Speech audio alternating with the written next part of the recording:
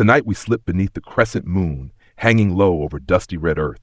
Somewhere in the Sahel, a drumbeat calls across the thorny acacia trees. Sparks from a fire float up into the star-smeared sky, and the air smells of millet, old smoke, and something sweetly fermented. You settle onto a woven mat still warm from the day's sun. Around you, villagers lean in, eyes glinting, breath held, not for danger, but for drama. You're about to hear things no one ever writes down. Affairs, betrayals, royal embarrassments, secret curses, marriages faked for grain. Griots don't forget. And in this place, forgetting could kill you. So before you get comfortable, take a moment to like the video and subscribe. But only if you genuinely enjoy what I do here. Let me know in the comments where you're listening from and what time it is for you. Now, dim the lights, maybe turn on a fan for that soft background hum, and let's ease into tonight's journey together. You're not here as a guest. Not really. You're the newest link in a chain that goes back 1,000 years. The elders already decided. You've been chosen or cursed, depending how dramatic you want to be about it. You're not just anyone. You're the griot now. That drum beat? It's not just rhythm. It's a signal. When it slows, people hush. When it pounds, everyone leans forward, hoping to hear the story. You know, the one they're not supposed to talk about. Because in this village, gossip isn't petty. It's currency. It's history. It's truth, sometimes with a wink. You don't have scrolls or books. Your library is your head. Your textbooks? Arguments, rumors, songs passed down in smoky courtyards. What someone's grandmother whispered while snapping beans. The half joke at the back of the millet line that makes a chief's ear twitch. And now you speak. The village quiets as your voice rises. You begin not with kings or warriors, but with a crooked-toothed ancestor who once lost a donkey in a bet and won it back through a riddle. This is what they came for. Not the official version, but the lived one. The juicy, painful, hilarious memories of a people who knew paper could be burned, but stories last as long as someone talks. Long ago, you say, and you stretch the words like honey. Before the first child of the Keita line wore gold on his arm, before the rains forgot how to fall, there was a woman named Fatimata, and she heard everything. Now there are rules to griot storytelling. You don't just spill secrets. You wrap them in metaphor, stitch them with proverbs. Say someone's father once sold family land for a pretty wife. Too scandalous. But if you tell it like a jackal trading his den for a bird with golden feathers, everyone gets the point. Especially the guy with the twitching eye in the second row. You learn quick that history here is a drama with a cast of hundreds. Kings rise and fall not just by war, but by bedroom rumors, jealous cousins, and whispered curses passed over cooking pots. Fatimata's story? Turns out she was the cousin of a future queen, and she knew, intimately, how that queen really got her title. Let's just say it involved a bribe, a palm wine festival, and one unfortunate parrot who could mimic royal secrets. Historians still argue whether griots exaggerated for effect, or whether the scandals they remembered were more reliable than official records. After all, what's more likely to be preserved, a dusty tax decree, or a song about that tax collector who accidentally married his sister? You feel the rhythm now, the way stories blend truth, fiction, and just enough pause to make someone squirm, the way laughter and gasps tell you you're doing it right. You mention a man too rich for shame and someone coughs nervously. He's the grandson. It's not all fun. Your voice carries weight. One wrong phrase and a marriage might crumble. One misremembered ancestor and a whole family could lose face. That's why the griot seat is carved from wood that burns slow. Patience, control, memory. You're expected to be a living archive and a one-person reality show. No pressure. Sometimes you wonder, why did they make this your job? Maybe your grandmother sang the best praise songs. Maybe your uncle once out-memorized a rival griot at a feast, and now your bloodline owes stories like others owe cattle. Or maybe, and this is more likely, you're just the one who couldn't stop listening. You remember too well. You connect the dots others pretend not to see. Like the time your village's great hero suddenly retired after one rainy season. Official story, he found religion. But your aunt once told you, after her third cup of millet beer, that he'd gotten caught with the chief's second wife, and the evidence was inconveniently timed. Every name you utter tonight has roots and ears.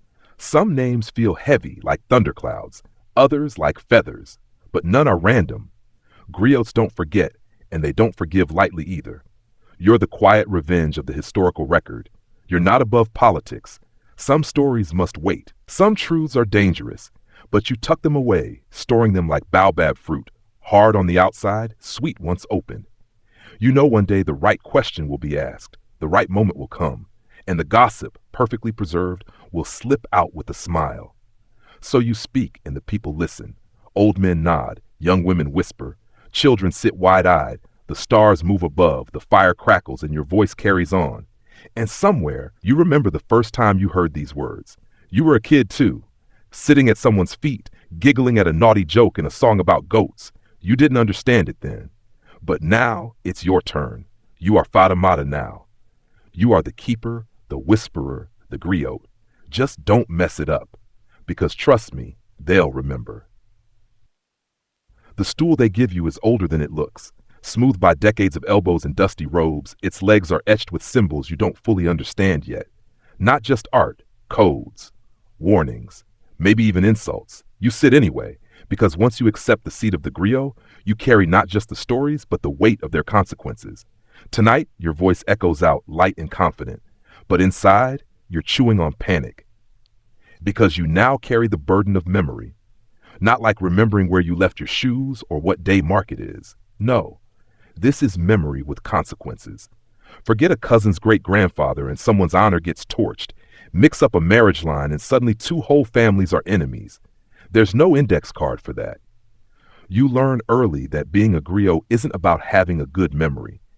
It's about having the right memory. And that's the twist. There's no single, official version of a story. Only the version you know best, and that you can defend with style, charm, and a strategically raised eyebrow. There's a reason griots often speak in metaphor and sing their stories instead of speaking plainly. The rhythm helps, the repetition, but also, when you wrap the truth in velvet, people swallow it easier. Even when it's sharp, your voice becomes your most powerful tool, smooth when telling noble tales, rough and staccato when describing a betrayal. You modulate depending on who's in the crowd. If the Queen Mother is in the front row, you emphasize her ancestors' courage. If the king's brother is lurking in the back, you make sure to praise just enough to flatter, without revealing too much about that time he fled a battle disguised as a basket seller.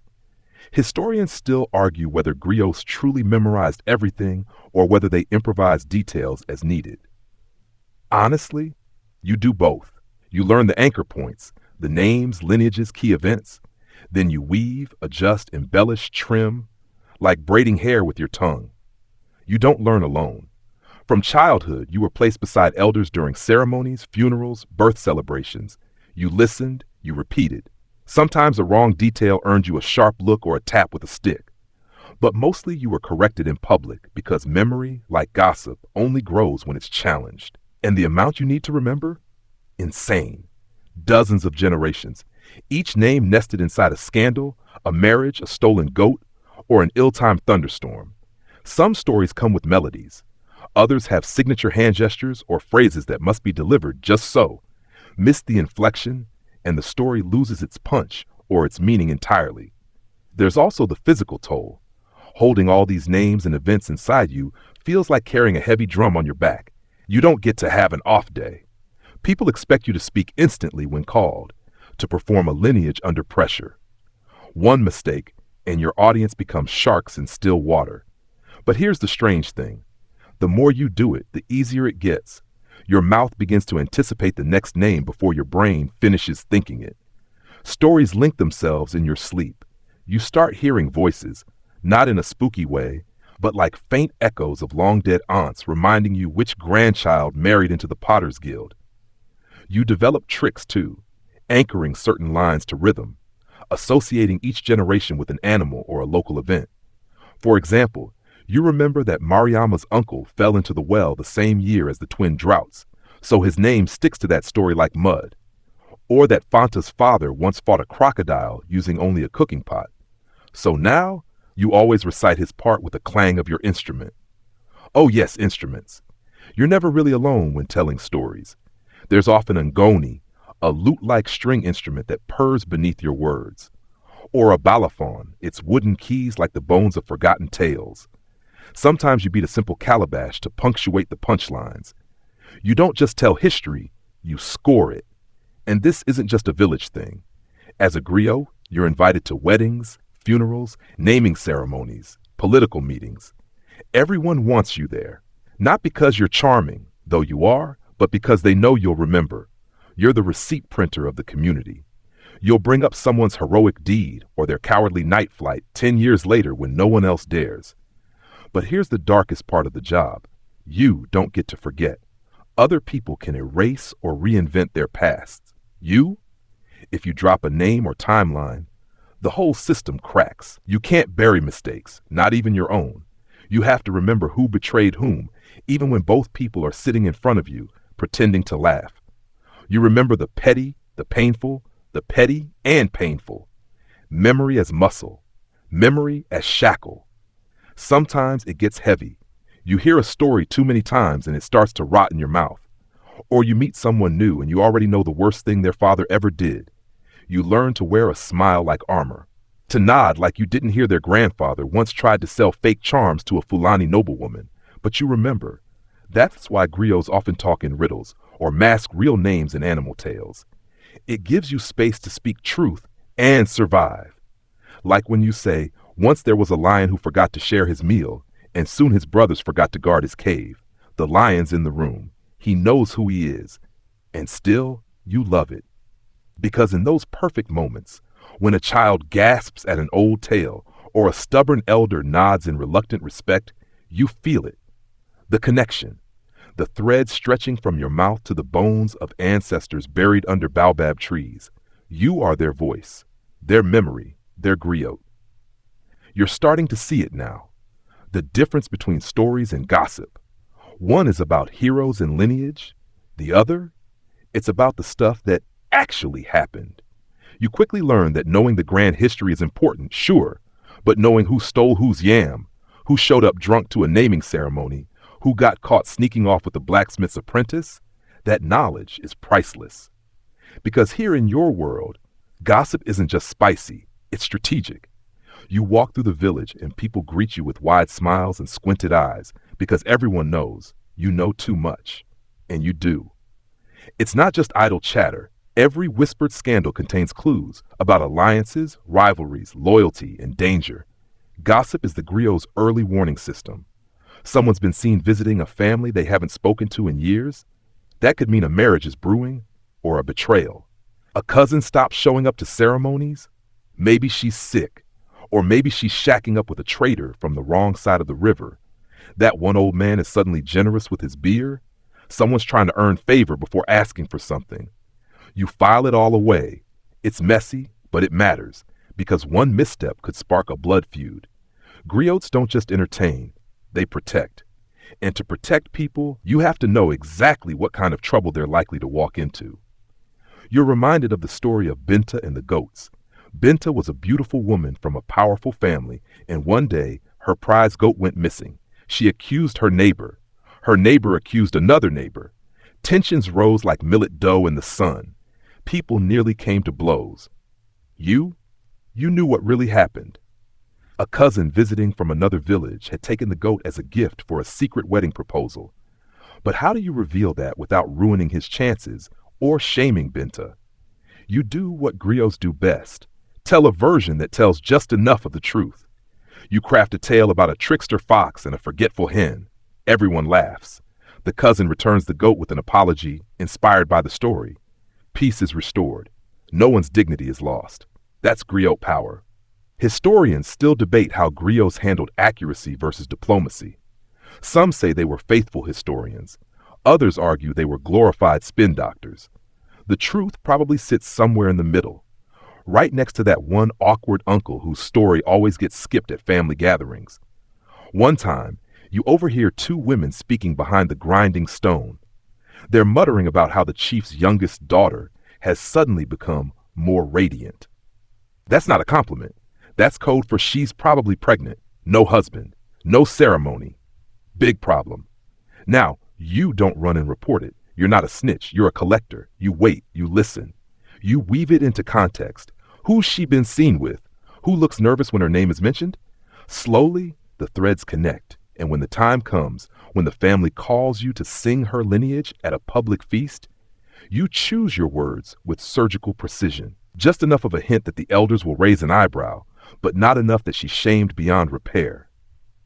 Gossip is your scalpel. You don't cut deeply unless absolutely necessary. The trickiest part? Gossip is also your Achilles heel. Say the wrong thing to the wrong ear, and you become the story. You learn quickly not to reveal everything you know. A griot never shows all their cards. If you do, you lose your mystique, and possibly your seat. There's a reason griots speak in layers. One story for the children, a deeper version for the elders, and a coded version only a few will ever fully decode. It's like storytelling origami, folds within folds. There's also gossip you don't touch, sacred scandals, dangerous knowledge, the kind of stuff that ends bloodlines or starts wars. Every griot learns the hard way what happens when you overstep, like your mentor once did. He told a story at a marriage ceremony, meant as a joke, about how the groom's grandfather once promised his daughter to two men at once. The room laughed, except the bride's family. Turns out they were the other descendants. The wedding still happened, but barely. Your mentor didn't get invited to another family event for 2 years. He laughed it off, but you could see the regret in his eyes. So you learn, you adjust, and you realize gossip is more than just scandal. It's a survival toolkit.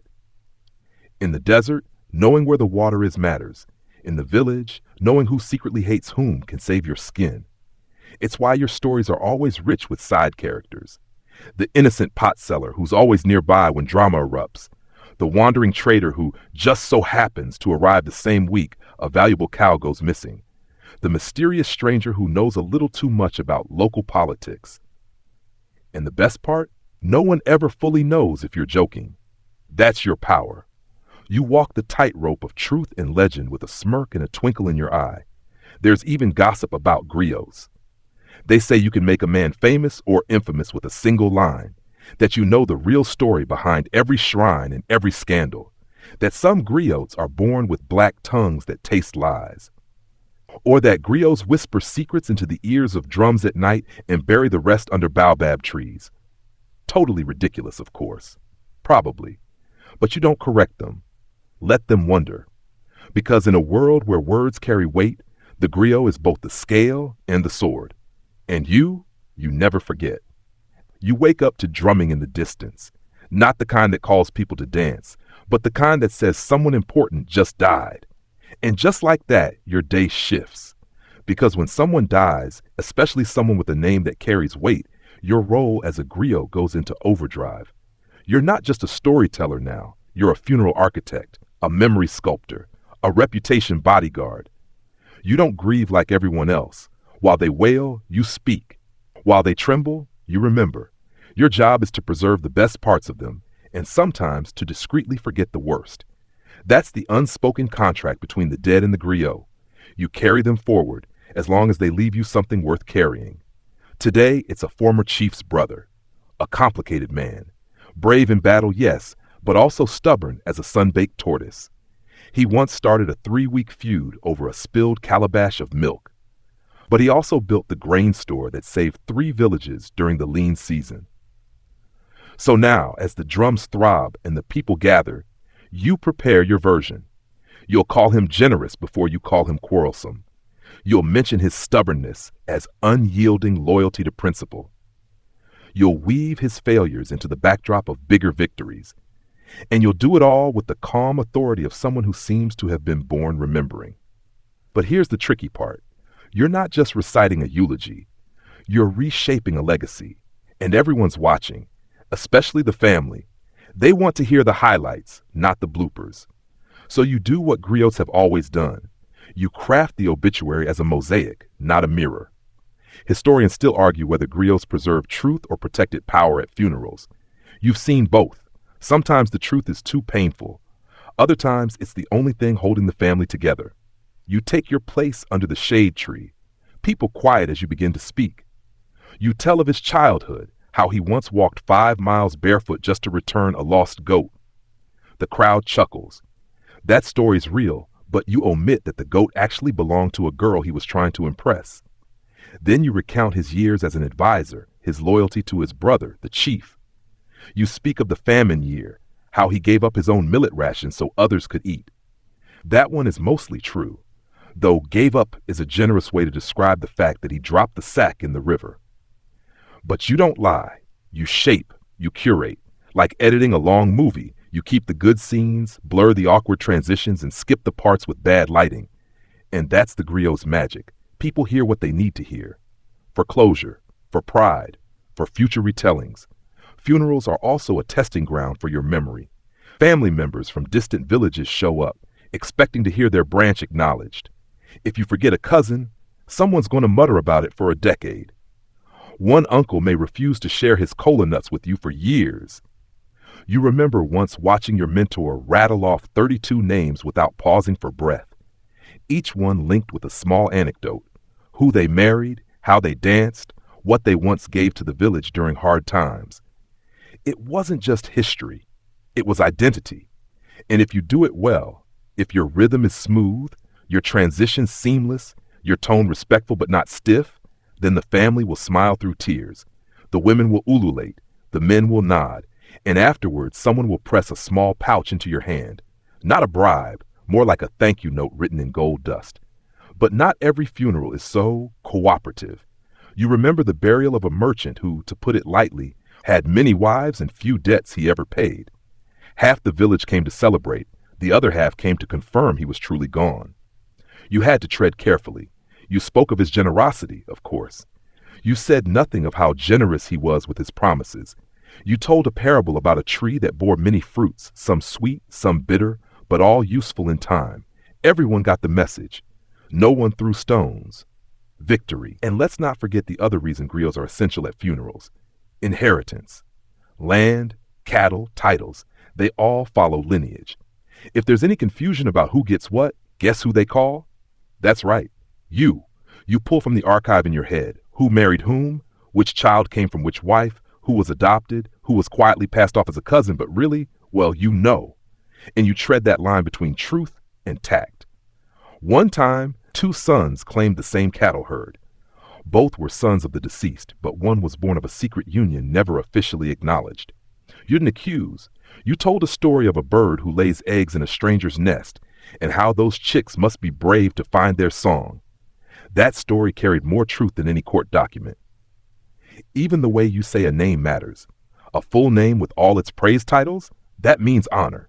A clipped version, rushed or mumbled, that's shade, served fresh. Gossip shows up at funerals too. It always does. You hear the mutters, I heard he had a third family near the river. Or, remember how he once ran from a fight with only one sandal? You hear it, but you don't amplify it, unless of course doing so might stop a feud or spark a reconciliation. Because a funeral can be a battlefield, or it can be a balm. And as a griot, your words decide which it will be. By nightfall, the last drumbeat fades. The food has been shared. The tears have dried into laughter. And someone's already telling a version of your story to someone else, changing just a little detail. That's how it always goes. But you know the truth. You were there, and you remember.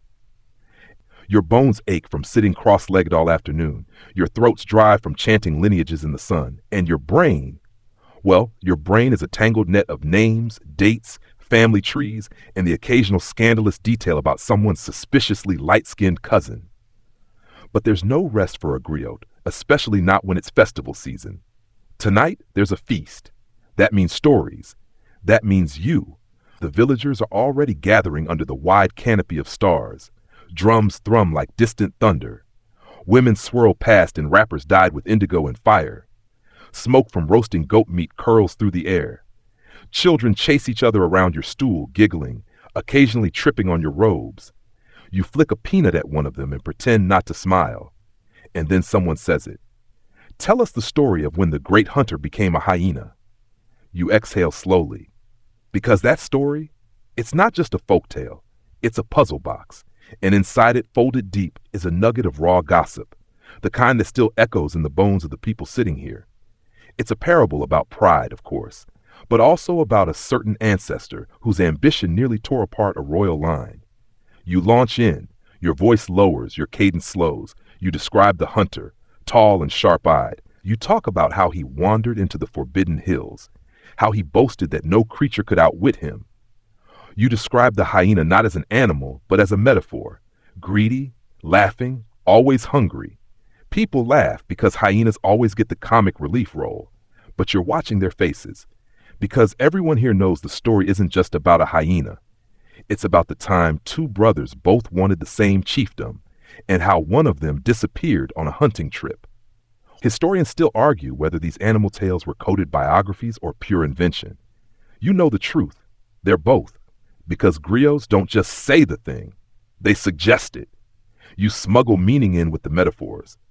A storm that visits only one household is never about weather. A goat that eats where it isn't tethered, that's not about livestock. It's about infidelity. And the bird who sings at night might very well be that cousin who disappeared after the chief's favorite wife looked pregnant for no clear reason.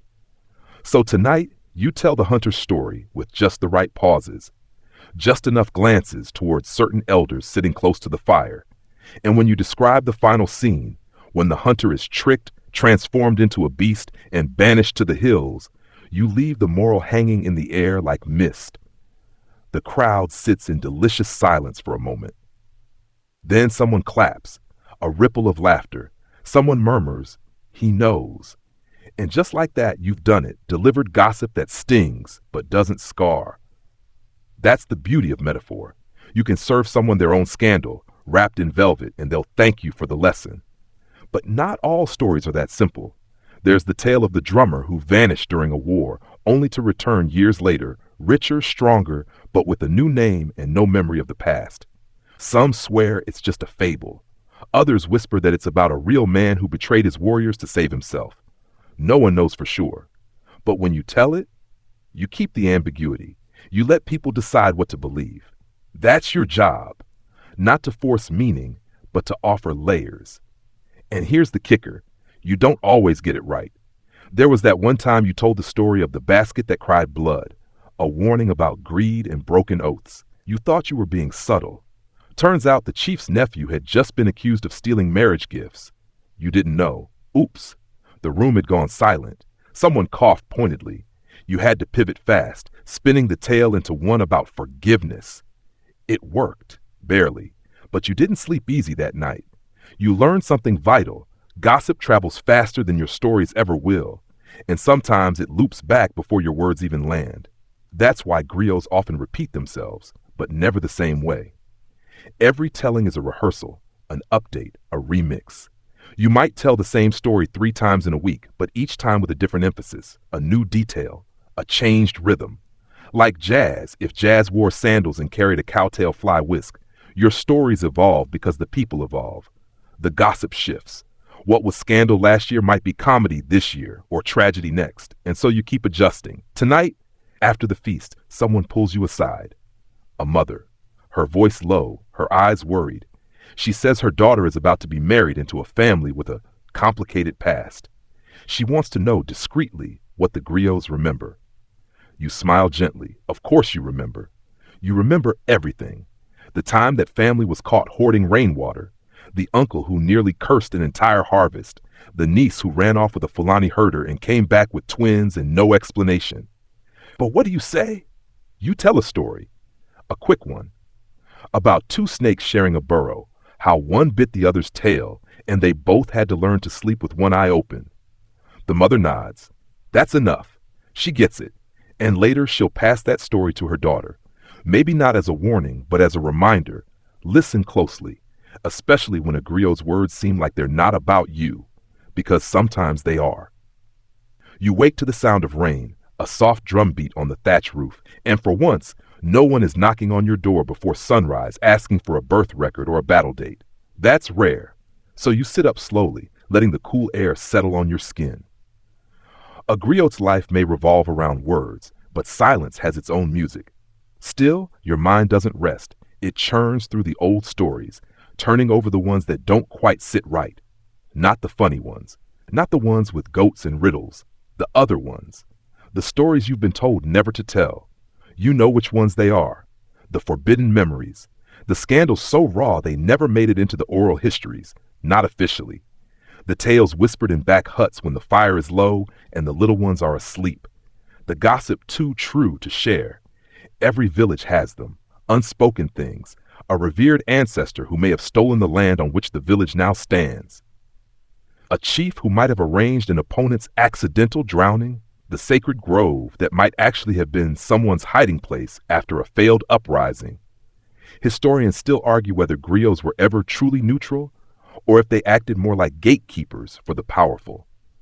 The answer, of course, is that it depends on the griot, on the audience, and on whether the rice harvest was good that year. You yourself learned the art of silence from your mentor. He was a wiry man with a memory sharper than a scorpion's sting. He once told you, "A griot's tongue is a spear. Don't throw it unless you're ready for blood." You didn't fully understand until you nearly did throw it. That time you got too bold, too clever, and told the half-true tale of a midwife who may have switched two babies, one born to a noblewoman, the other to a servant. You framed it as a story of fate, of how two trees can grow from swapped seeds and still bear worthy fruit. But someone in the crowd turned pale, and someone else stood up and left. The silence afterward was thick as mud. Later that night, an elder came to your hut and closed the door gently. "That story," he said, "must sleep. You've never told it again, but you haven't forgotten it either. That's the griot's paradox. You're both library and lockbox. You carry every story, even the ones you're not allowed to tell. Take, for instance, the tale of the warrior who changed sides mid-battle. It's not in any official chronicle, but you've heard it from 3 different elders, each with a different version, but all with the same uneasy sigh at the end. In one telling, he was a traitor, in another, a pacifist, and in the third, a lover who couldn't bear to fight against his secret companion in the other army. Which one is true? You don't know. But the not knowing is part of your job. You hold these uncertain threads, waiting for the day when the village is ready to pull them. Sometimes you drop a hint, a line in a praise song that doesn't quite fit, a metaphor that makes one old woman gasp, a name spoken with just enough weight to stir a shadow. You test the waters. Other times you bury a story so deep it only survives in the rhythm of your drum patterns. Certain beats, certain tones, they're tied to forbidden tales. Only another griot would know. You once met an elder griot from a neighboring clan. He wore an amulet carved from bone and claimed it had belonged to the last woman ever accused of sorcery in his village. The charge had never been spoken publicly, but he remembered. He said, "We keep her in the stories where she is a bird who sings backwards. No one listens, but no one forgets." That image has stayed with you. A backwards bird, a warning wrapped in song. You've started crafting your own versions of forbidden tales, testing ways to hide them in plain sight. One is about a drum that only makes sound when no one listens. Another about a chief's son who dreams he's a slave and wakes up afraid to speak. They seem like riddles, but they're more like codes. The key is knowing what not to say. Of course, some people try to force the hidden stories out. They bring gifts or threats. One time, a traveling merchant offered you 2 goats and a bolt of blue cloth if you'd confirm a rumor about his rival's grandmother being born out of wedlock. You just smiled and said, "A griot eats stories, not goats." He didn't like that, but he left. Then there was the young man who stormed into your hut, eyes wild, demanding to know if the woman he loved came from a cursed lineage. He didn't even sit down, just stood there, fists clenched, heart cracking. You didn't give him an answer. Instead, you told a story about a tree that bore fruit with red skin and bitter seeds, and how the right tongue could still find its sweetness. He understood, not the details, but the essence. And that was enough. Sometimes preserving gossip means letting it ferment in silence. Like millet beer, it grows stronger in the dark. You think of the old griot phrase, "The tongue that tells all loses its ears." If you speak every secret, no one will trust you. No one will feed you. And without trust, a griot is just a loud person with a drum. So you curate your truths. You whisper them to the fire when no one is listening. You dream them into riddles. You press them into the folds of your songs. Because one day, someone will need to know. And when they do, you'll be ready. For now, the rain has stopped. The birds have begun to sing. And with them, maybe a few forgotten stories start to rise again, stretching in the morning light. You sip some lukewarm tea and hum softly, testing out a new line for a story you might never tell, just in case.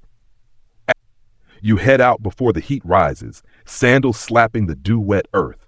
There's a naming ceremony this morning, and as the village griot, your presence isn't just tradition, it's infrastructure. You're the password keeper, the custodian of roots. Without you, today's newborn might grow up with a name, but no history. And in this culture, a name without history is just noise. The mother is waiting, swaddled and serene, her face tired but glowing. Around her, aunties flutter like birds, adjusting fabrics, whispering predictions, pointing at the baby's fingers to guess whether they'll become a weaver or a warrior. You're not here to predict, you're here to connect. So you sit, you breathe, and you prepare to speak not just to this child, but to all the ancestors lining the invisible path behind them. Because when a griot recites the names, it's not a list, it's a summons. Each name is a drumbeat, a spark, a ripple in the soul. You start with the oldest known relative 3 centuries back and roll forward, weaving scandals and achievements like a braided rope. Some names make people nod solemnly. Others make them snort with amusement. You say daughter of Lansa, who tricked the tax man by pretending to be her own twin. Laughter. Granddaughter of Mado the Quiet, who once fought off 2 raiders with a spoon and a proverb. Applause. Mainstream historians might only record Lansa's resistance as economic evasion or Mado's defense as rural conflict. But you keep it personal, you keep it alive. And then, as always, you slip in a little gossip. Great niece of the one whose dowry was paid in goats, plus one very reluctant cousin. A few chuckles roll through the crowd. That's the fun of a naming. It's celebration with seasoning. You dress the occasion with little bits of cultural spice. The kind that makes people lean in and say, wait, who was the cousin again? But you never tell. Not directly. That's the game. Still, there's a weight to this too. Because with every name you speak, you're reminding people where they come from and what's expected of them. And yes, that includes whispered legacies. The cousin who ran off during a drought, the uncle who swore he saw a djinn in the millet field and never came back the same. Some griots believe this ritual is just symbolic. Others argue that invoking gossip during a naming helps weave the newborn into the moral fabric of the community, a sort of preemptive social contract. Historians still debate whether these ceremonies serve more as archives or as subtle mechanisms of control. You believe they're both. You believe every whispered secret you wrap into the litany adds a layer to the child's identity, a warning and a blessing. Once the ritual ends and the baby finally earns their name, Issa, born during peace, you stay for a while, watching the crowd mingle.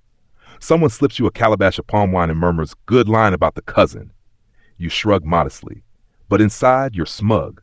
You nailed that delivery. Later, you take a walk through the village's edge near the burial mounds. It's quiet here. Heavy. This is where the stories really live, buried but breathing. You sit beside one of the older graves and hum a few bars of a praise song. Not for anyone in particular, just so the ancestors know you remember. And you do. You remember everything, even the things no one wants you to remember. Like the story of how the village once split into 2, an argument between twin brothers, both claiming leadership. One swore the gods had spoken to him in a dream. The other said dreams don't override birth order. The village elders sided with the first, but only after the second mysteriously fell ill during a yam feast. No one ever proved anything. But you've heard the same story told 3 different ways. Once with poison, once with a love triangle, and once with a cursed amulet that accidentally slipped into the wrong pouch. You've never told the full version publicly, not because you're afraid, but because it's still alive. The descendants of both brothers still live here. They still side-eye each other during harvest dances.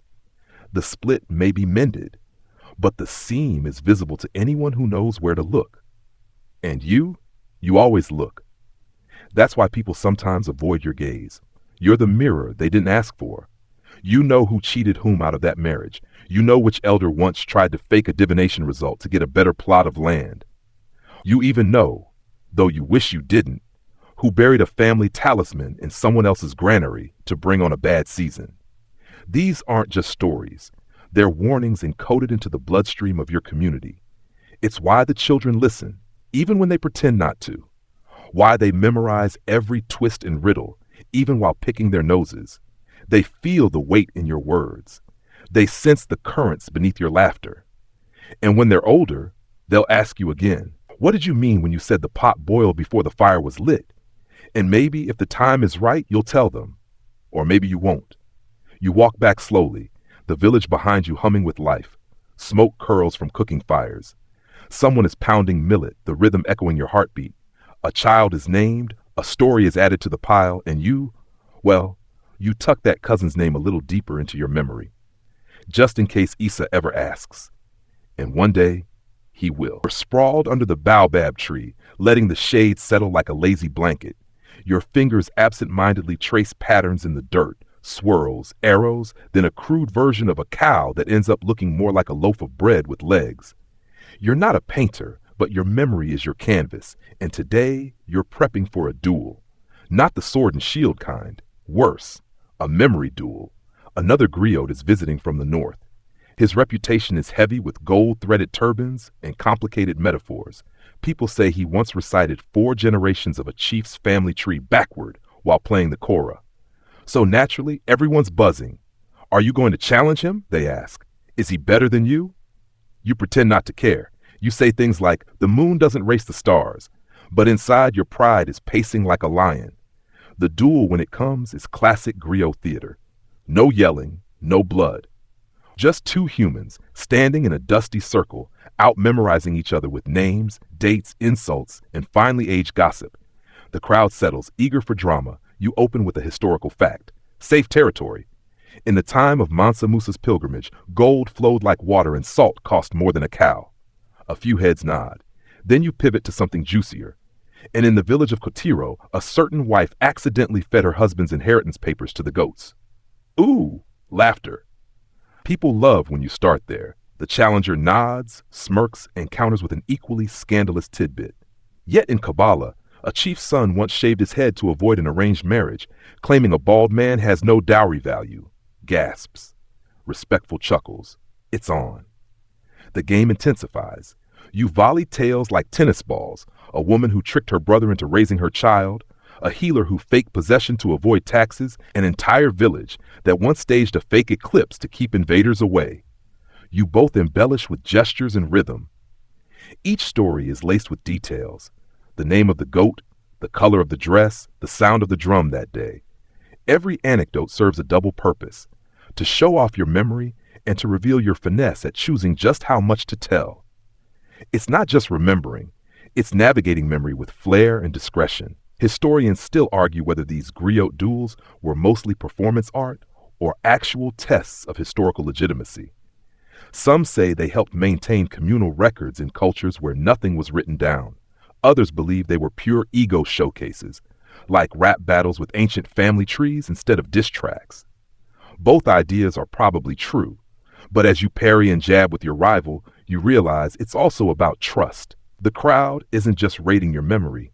They're watching to see if you slip, if you name a scandal too clearly, if you let a forgotten betrayal tumble back into the sunlight. You drop a line about the man who changed his name 3 times to hide from his 4th wife, and everyone bursts into laughter. Even the rival griot grins. That one's a local legend, and you knew just how far to push it, because the man in question died 10 years ago, and his surviving wives all remarried. Safe territory. He counters with a gossip gem you haven't heard before. Something about a camel trade gone wrong, a poisoned dance shoe, and a wedding that had to be canceled due to uncontrollable sneezing. You suspect it's mostly invented, but it feels true. That's part of the art. Eventually, the crowd declares it a tie. The rival griot bows low. You do the same. There are handshakes, praise songs, roasted yams, and by evening, the 2 of you are sitting together under the stars, comparing notes like old thieves. You learn that he memorizes by smell, associating each story with a specific scent. Wood smoke, dried fish, palm oil. You confess you use rhythms, repeating names to yourself while tapping on your knee. He says, "Ah, a drummer's brain," and you laugh. It's always nice to be seen. You trade a few forbidden fragments off the record. He tells you of a queen mother who buried her daughter's real father's name, because the truth would have unraveled the entire clan's legitimacy. You nod solemnly. That's a heavy one. You offer him a tale in return. A prince who faked his own death to marry a commoner, then had to pretend to haunt his own palace just to keep the secret. He laughs so hard, palm wine spills out his nose. These are stories you'd never tell publicly. Not because they're false, but because they're powerful. And power in the wrong context becomes a weapon. You fall asleep that night under mosquito nets, mind still buzzing with shared memory. You realize the duel wasn't really a competition. It was a ritual, a test of whether each of you still carried the weight properly, whether your tongues were still sharp but not too sharp, whether your discretion had matured. The next morning he leaves before the sun fully rises. You exchange parting blessings. No dramatic farewell, just a nod that says, "We remember." And as the village slowly stirs, you stretch your arms and think about all the stories you didn't tell, all the truths you still cradle like glowing embers. The crowd thinks they heard it all, but you know better. You know the real duel is with yourself. To speak or not, to name or not, to confirm the rumors or let them linger, unspoken but alive in the hearts of your people. And always, always to remember. You wake to the slow thump of the mortar-pounding millet, the soft murmur of a grandmother talking to her chickens, and the distant rhythm of someone tuning a kora. Today, you're not just a griot, you're a fixer, a peacemaker, a witness to one of the oldest reasons gossip gets remembered, because it has the power to stop wars, or start them. Two families are feuding again, not over land, not over cows, though it started with a cow. It always starts small. This one wandered across a property line, ate a few sacred beans, and now there's talk of curses, vengeance, and one very suspicious chicken that hasn't laid an egg since. You're called in because the elders know this isn't really about legumes or livestock. It's about old wounds, buried drama, and the kind of whispers only a griot can untangle. So you sit on the family mat and they begin, talking over each other, throwing sharp glances and veiled insults like darts dipped in honey. You let it swirl for a bit, you sip water, you yawn dramatically, and finally you say, "Tell me again, what happened the first time these two families argued?" That's when the temperature shifts. Everyone goes still, eyes dart. Someone mutters, "Ah, that was long ago." Yes, it was, but not to you. You know the story by heart. Mainstream history might call this an inter-clan dispute with pastoral triggers, but you remember it as the day two cousins fought over a calabash of spicy stew and accidentally revealed a 20-year-old affair that ended in a double wedding, a disowned uncle, and a mysteriously vanishing goat. It was the goat that set things off. Or maybe the uncle. Historians still debate which. You begin slowly, threading the tale with soft, almost bored delivery. That's the trick. If you make it sound like old news, no one gets too heated. You use gentle rhythm, a lulling cadence, soft pauses. You mention how the matriarch once bribed the midwife with a honey cake to cover up a birth date. You describe the pattern of the cloth worn that day, the wind, the very suspicious way the beans were accidentally oversalted. People chuckle, they remember. Then you drop the key detail, how both families ended up in this same circle 30 years ago, arguing about a missing wedding bracelet that later turned up in the village well, tied to a string of cursed prayer beads. The bracelet was returned. The prayers were said. Peace lasted for a while. You stop speaking. Let the silence do the work. Then the oldest aunt, always the boldest, laughs. "So we're still fighting the same fight, eh?" That's your cue. You turn to the youngest children in each family and say, "What if your grandchildren sit here one day, fighting over the ghost of a cow?" The room breathes again. You've done your job. Gossip in this moment is a release valve. A safe, remembered absurdity that allows people to laugh at themselves without denying the pain that came before. You use it like a balm, a reminder that no matter how bitter things get, they've been worse, and everyone lived to tell the tale. Some griots say this kind of memory work is about justice. Others think it's a survival tool, using embarrassment as a shield to protect the community from repeating itself. Historians still argue whether griots functioned more as archivists or therapists. You're starting to think you're a bit of both. As the families settle, someone offers you groundnuts and a smile. The cow has wandered off again, likely to commit more bean-based crimes, but for now the curse talk has faded. The suspicious chicken even clucks once, as if relieved. Later, as the sun stretches shadows across the compound, you sit with the village's eldest griot, your mentor. She listens to the day's story with eyes half closed and murmurs, "You remembered the bracelet detail. Clever." You grin. "You once told me the devil is in the jewelry." She cackles. "That wasn't a proverb. I just don't trust anyone wearing too many bangles." You talk for hours, slipping between old memories like sliding beads on a string. She tells you of a feud that once ended in a shared funeral, when two warring brothers were buried on the same day, and the entire village cried themselves into forgiveness. And then she reminds you, always check which stories people tell themselves when they're angry. That's where the truth tries to hide. You nod. You think of all the stories you've stored, some wrapped in humor, others hidden in riddles, waiting for the right moment to emerge. You think of the bracelet, the beans, the goat, and the silence that followed. That's when you realize something strange. You don't actually know where that well is anymore, the one where the bracelet was found. You ask your mentor. She frowns. Wasn't it near the old healer's hut? You both go quiet. Because there was no healer's hut in that village, not in that generation. Did you misremember? Or has the story passed down too many times, rewoven itself into something new? It's unsettling and fascinating, and just a little bit thrilling. You realize, even you, the memory keeper, aren't immune to the warp of time. Even the stories you think are solid may contain a secret bend, a sliver of myth, and maybe that's the point.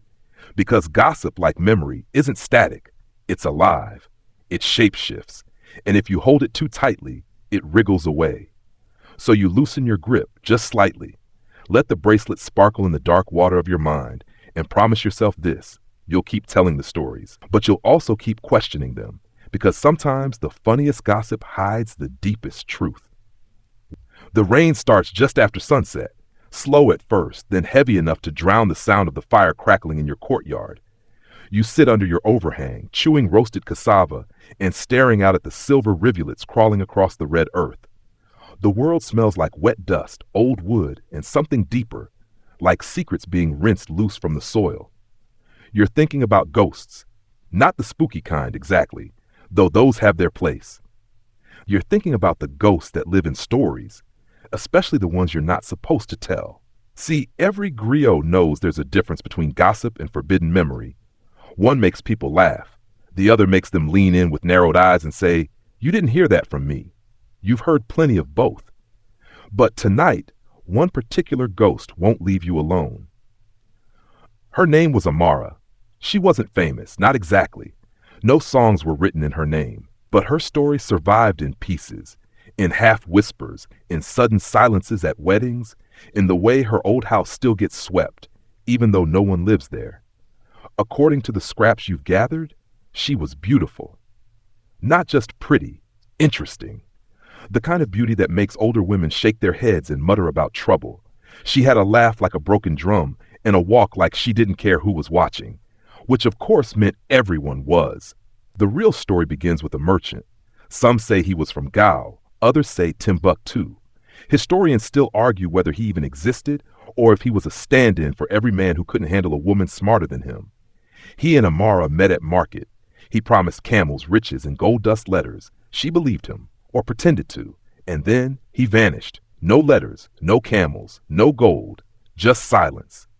Now here's where it gets tricky, because depending on who's telling the story, Amara either 1. Cursed him with a song so haunting his crops failed and his beard fell out, 2. Fell into madness, began whispering to trees, and once stole a chief's turban, 3. Left the village entirely, disguised as a male trader, and never returned. 3 versions, all remembered, all partly true, or false, or something between. You once asked an elder griot, which version is the real one?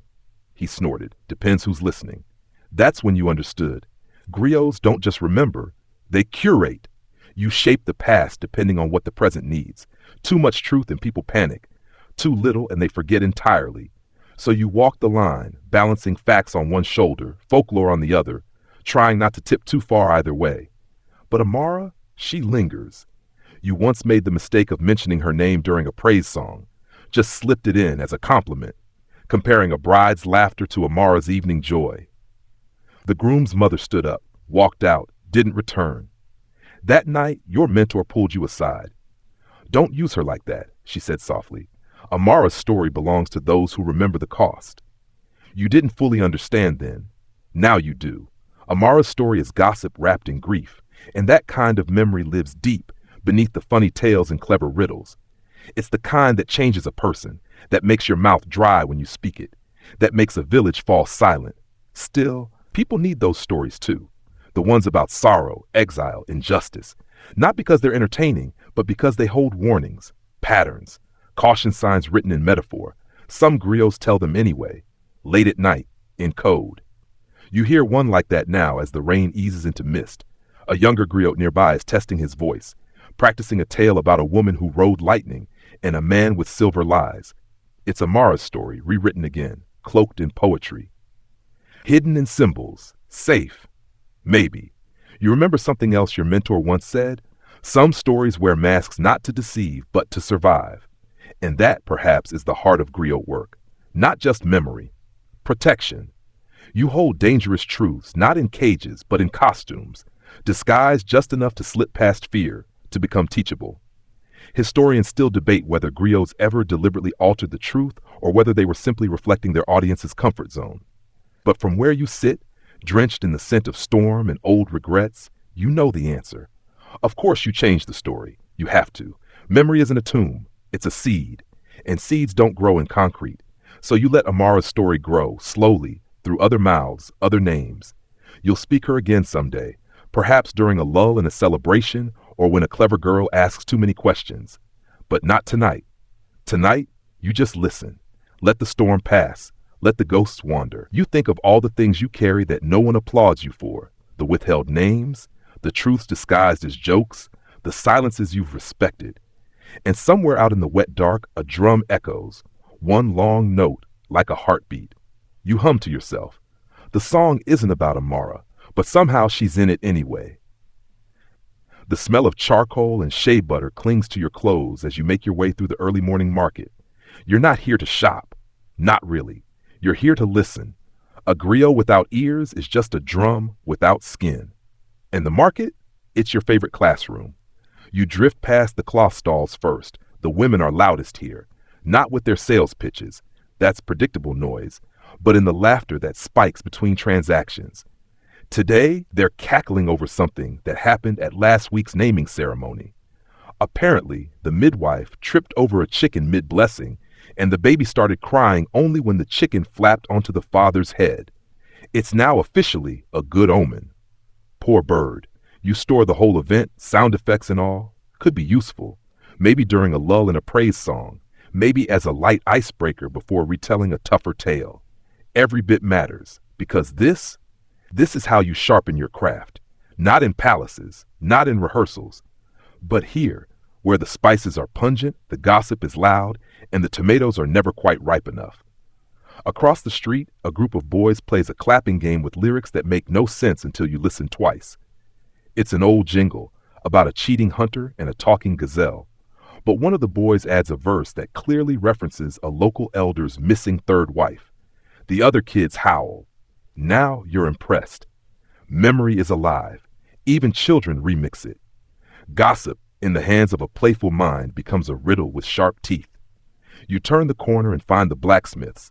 They don't talk as much, too busy hammering, but you catch fragments. Someone's brother is back from the coast, richer and strangely silent. Someone else saw a foreign trader leave the healer's hut with a bag too heavy for herbs. You file these away too. And just when you think you've hit your daily quota, you spot her. Auntie Ba, your favorite living archive. She sells smoked fish and smirks like she knows exactly what you dreamed last night. Nobody knows more unverified but suspiciously detailed facts than she does. You lean on her table. What's the news, Auntie? She waves a fly away and hums. Your uncle's wife is secretly weaving with the wrong clan's pattern. That's serious. In textile code, that's like declaring emotional war in 50 threads. Why, you ask? She says it's softer. I say it's scandal. You grin. Anything else? She leans in. Someone's trying to rewrite the story of the griot who insulted the king. Your smile fades a little. Now that's sacred territory. You know that tale. The griot who stood in the king's court and threw a tale about donkeys and mangoes revealed the king's betrayal of an old ally. It was subtle, brilliant, and utterly humiliating. That griot wasn't executed, but he was never summoned again. To change that story now? Dangerous. Who's doing the rewrite, you ask? She shrugs. Young scholar. Says it's time to clean up our narratives, wants to make the tale more uplifting. You feel something twist in your chest. Historians still argue whether oral traditions lose power when cleaned up for polite society, whether some truths need to be raw to survive. You agree, deeply. Because the power of gossip isn't just in what it reveals, but how. Gossip, when wielded by a griot, is a scalpel. It's not always gentle, but it cuts where the rot lies. You've seen it, heard it, used it. There was a time you sang at a harvest feast, and in one verse, just one, you hinted that the chief's cousin had sold off communal grain for personal gain. You said nothing outright. You just referenced a mouse who ate more than its share and got too fat to escape the trap. The whole crowd laughed, except the cousin. 2 days later, grain started reappearing. You didn't shame him, not directly. You didn't need to. You remembered him out loud. That's griot power, not law, not violence, but social accountability with a poetic lilt. So you can't let them erase the donkey mango king tale. You leave Auntie Ba with a smoked fish and a promise. I'll retell that story soon, properly. Make sure the donkey farts in the right place, she calls after you. You will. As the sun climbs higher, you feel the weight of your calling again. Not just the memory of names and battles and births, but the memory of tone, of timing, of tiny improvised lyrics that, if delivered wrong, dull the edge of the story. There's an art to making people laugh while feeling mildly attacked. There's an art to making gossip useful. Back home, you begin drafting the retelling of the donkey tale. You'll keep the mangoes, keep the absurdity, but sharpen the ending. You'll remind your listeners that sometimes power can be undermined with humor so skillful it becomes unforgettable. And you'll end with a whisper. Beware the griot who makes you laugh too much. They're probably saving your life or rearranging it. As you drift off that evening, you wonder about the scholar trying to rewrite your story. Maybe they mean well. Maybe they just don't know better. But maybe, just maybe, you'll find a way to include them in a story too. One where a clever parrot tries to silence the drum, but ends up being taught to sing instead. You wake up before dawn with a head full of drums. Not literal drums, though your neighbor's kid has been practicing a rhythm that sounds suspiciously like, please make it stop, but the kind that echo in your thoughts. Phrases, story fragments, someone's awkward laugh from last night. Your brain never really powers down, does it? That's the price of memory. You roll out from under your raffia blanket and light a small flame. Morning prep is minimal. Water, a smear of oil on the lips, and one good stretch that cracks at least 3 joints. Today, you're traveling. The next village over is hosting a reconciliation ceremony, and you've been summoned, not just to perform, but to remember. No pressure or anything. See, this isn't a wedding or a naming day. This is bigger. 2 families who haven't spoken in nearly 20 years are trying to bury their feud. The cause? A land dispute. Or, depending on who you ask, a pig that crossed the wrong line at the wrong time.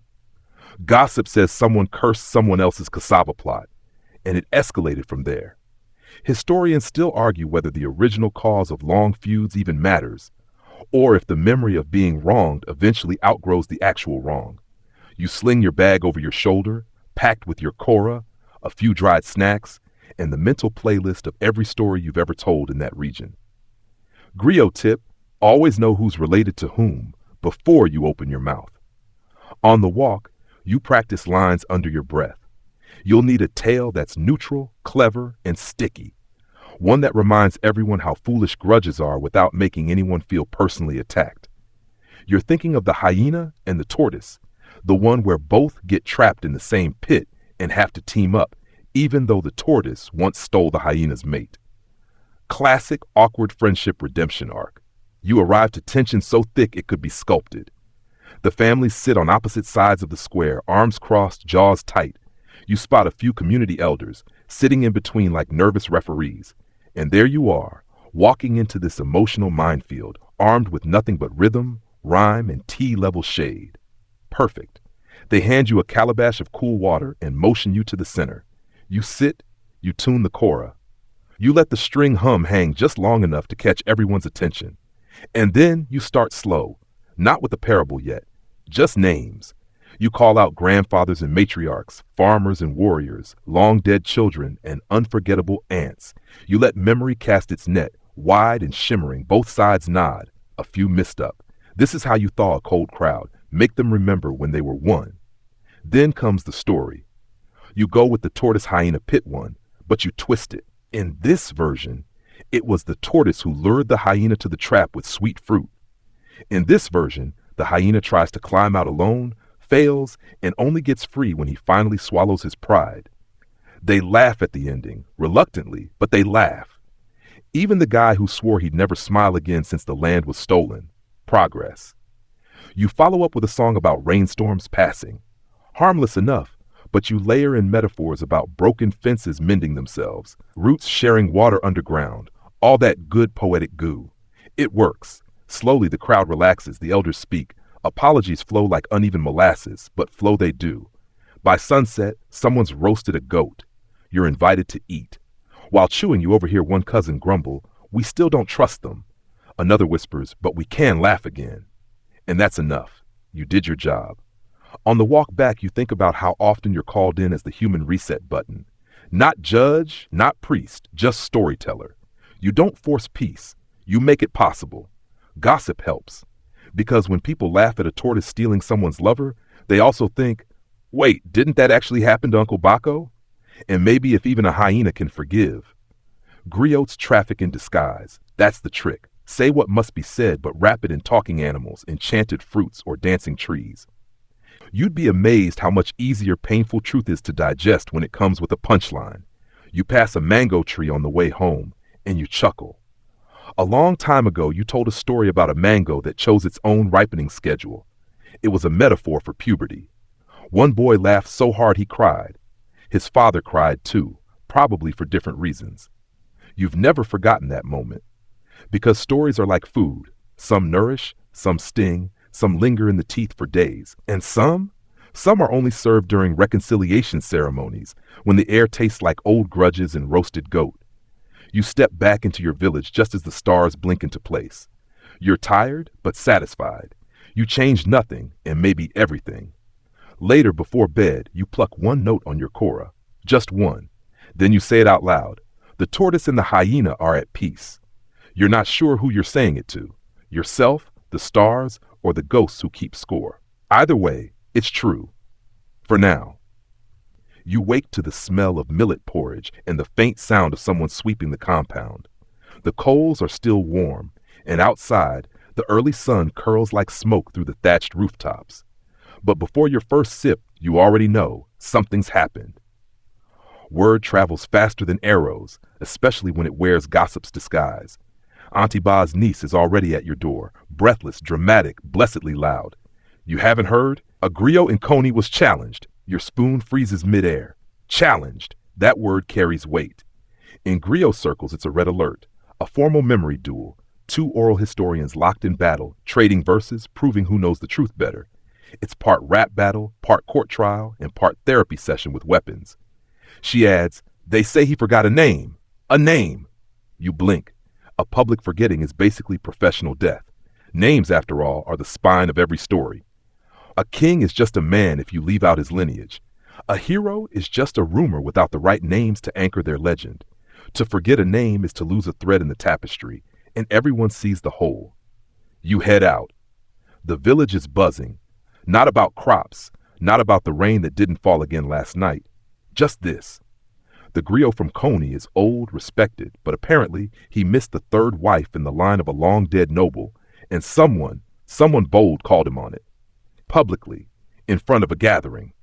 Worse, it was a younger griot who challenged him. Now the community is divided. Some say it was disrespectful. Others call it necessary. One elder even said, "If the drums lie, how will we dance?" Ouch. Historians still argue whether oral memory evolves or decays over time, whether a forgotten name is human error or selective history editing itself. You arrive in time for the aftermath. The Coney griot is sitting beneath a tree, fingers tapping his knee. You greet him carefully and he waves you close. Child, he mutters, I did know her name. I just couldn't speak it. She died cursed. Ah, now that changes things. You see, some names carry heat. Speak them wrong and you summon everything they touched. Her story, apparently, is tangled in betrayal, madness, and a tree that caught fire during childbirth. Not exactly bedtime material, but still, was silence the right choice? He looks at you. Would you have spoken her name? You don't answer, because you're not sure. Later you find the younger griot, the challenger. He's smug, yes, but his eyes flicker when you mention the cursed woman. I didn't want to shame him, he says. But if we skip names because they're uncomfortable, what's next? Only telling the safe stories? You nod, not because you agree entirely, but because he's not wrong either. This is what people don't get. Being a griot isn't about perfect memory. It's about honest memory, balanced with survival, politics, and the occasional goat-themed metaphor. You head home that evening thoughtful. The debate rages on in your head. Memory versus mercy, legacy versus truth. You pull out your notes, scratchy, symbolic, mostly in your head, and you revisit a tale about a queen whose brother vanished in battle. Officially, he's missing. Unofficially, you've heard he fled. You've always left that part out of respect. But now you wonder if the story's been too smooth. Maybe some stories need the grit, the awkwardness, the unresolved tension that makes listeners shift uncomfortably and mutter later at dinner. You decide to start a new tale tomorrow, one with a deliberate gap. You'll invite your audience to notice it, to ask why it's there, maybe even to challenge you. That night, you dream of a courtroom where griots sit as both judge and jury, where memory is weighed like gold and forgetting is a punishable sin. You wake sweating, breath caught in your chest. You mutter the cursed wife's name under your breath, just once, quietly, like peeling back a scab to see if it still stings. It does, but it also feels necessary. The next morning, a child stops you on the path. Tell me the story about the prince who never came home. You kneel down, smile, and say, only if you promise to ask me the hard question after. They agree. You begin, because that's what you do, even when the story burns. You've told the story a dozen times now, the one with the missing prince. Each time, the ending lands differently. Some listeners nod, satisfied by the open silence where his fate should be. Others frown, glancing sideways as if a ghost might tap them on the shoulder and whisper the truth. And then there are those who ask, what happened to him? You shrug, every time. What do you think happened? That's when the real stories begin. But this morning, you're not the one doing the storytelling. You've been summoned to listen. That's rare. Griots aren't often pulled away from their role as speakers. Yet here you are, sitting cross-legged beside three others, each older than a baobab's shadow, each with a voice like rain on tin. The grand griot is speaking. He's not grand in size or volume. He's actually quite small, folded like laundry, his beard thin as spider silk. But when he speaks, it's like the air hushes itself just to listen. Today, he says, we recall the time the griots lost the memory of a king. You blink. Lost? That word again, sharp as a thorn. Apparently, generations ago, during a war that scattered families across deserts and rivers, a king's name and deeds vanished from the oral record. Entire songs fell silent, not on purpose. There was no cover-up, just too much chaos, too much dust. No one knew where he went or why he mattered. And for decades, he became a ghost king, known only through holes in other people's stories, like a missing button on a heavily worn shirt. Everyone could feel the gap, but no one could fill it. Until one day, a griot was given an old woman's diary. Wait, a written diary? You sit straighter. Most griots respect the written word, but they don't rely on it. Writing is fixed, stiff, missing the subtle dance of live memory. But in this case, the diary held a key, references to a king who matched no known name, with tales of peace treaties, strange music, and a habit of sleeping under the stars instead of his palace. That was him. His name was Nadaye Sa, and no griot remembered him until then. The grand griot smiles, thin and knowing. So we did what griots do when memory breaks, we mended it with gossip. You almost laugh. Apparently they rebuilt his legend from rumors, travelers' tales, fragments overheard in markets and river crossings. They interviewed grandmothers who weren't entirely sure, but remembered someone who definitely wore those colors. They patched his story with careful hearsay, poetic license, and the occasional, probably made-up folktale about a lion who refused to attack him because he sang lullabies. You lean in, because this is the griot superpower. Not perfect memory, not official record, but flexible, living narrative. Stories like woven baskets. If a reed breaks, you bend another in. Still, it bothers you. If a king could disappear, what else have you all lost? Historians still argue whether griots serve memory or myth, whether they preserve reality or just keep the illusion of continuity alive. You look at the others. Two are nodding along, calm, serene. One is fidgeting. You know that twitch. That's the look of someone who knows something else. You corner him after. What aren't they saying? He glances around, then whispers, Ndaye Sa was erased, deliberately. What? They say he refused war, refused tribute. He let his people vote on decisions. You blink. A democratic king? He shrugs. He was popular with farmers, not warriors. And the griots then? Paid by warlords. You feel the breath leave your lungs. This isn't just about memory. It's about control. Which stories get remembered, and who benefits when others disappear. You walk home, not sure whether to feel inspired or betrayed. Because you always knew griots shaped stories. But now you wonder, how many stories were shaped away? At your fire that night, you decide to test something. You begin a tale about Ndaye Sa. The listeners are half asleep, but you layer it gently. His love of music, his long walks alone, his habit of asking the poorest elders for advice before every decision. You make no mention of war, of power, of bloodlines, just kindness, simplicity. And at the end, a child pipes up. Why don't we know this king? You answer honestly, because remembering kindness takes more effort than remembering conquest. They sit with that. Later, the child says, Can I tell my brother this story? You nod. And just like that, Ndaye Sa lives again. Not in textbooks, not in stone carvings, but in whispers across the dark. You wake to a crow squawking something that sounds suspiciously like judgment. Maybe it's guilt, maybe it's breakfast, but either way, you're up. As you sip on a calabash of sour sweet tamarind tea, your mind keeps circling Ndaye Sa, the ghost king who slipped through griot memory like a fish through fingers. You've started telling his story more often now, slipping him into the spaces between your more famous tales. But there's pushback. This morning, a village elder corners you after a story session. Her arms are crossed, her earrings jingle like warning bells.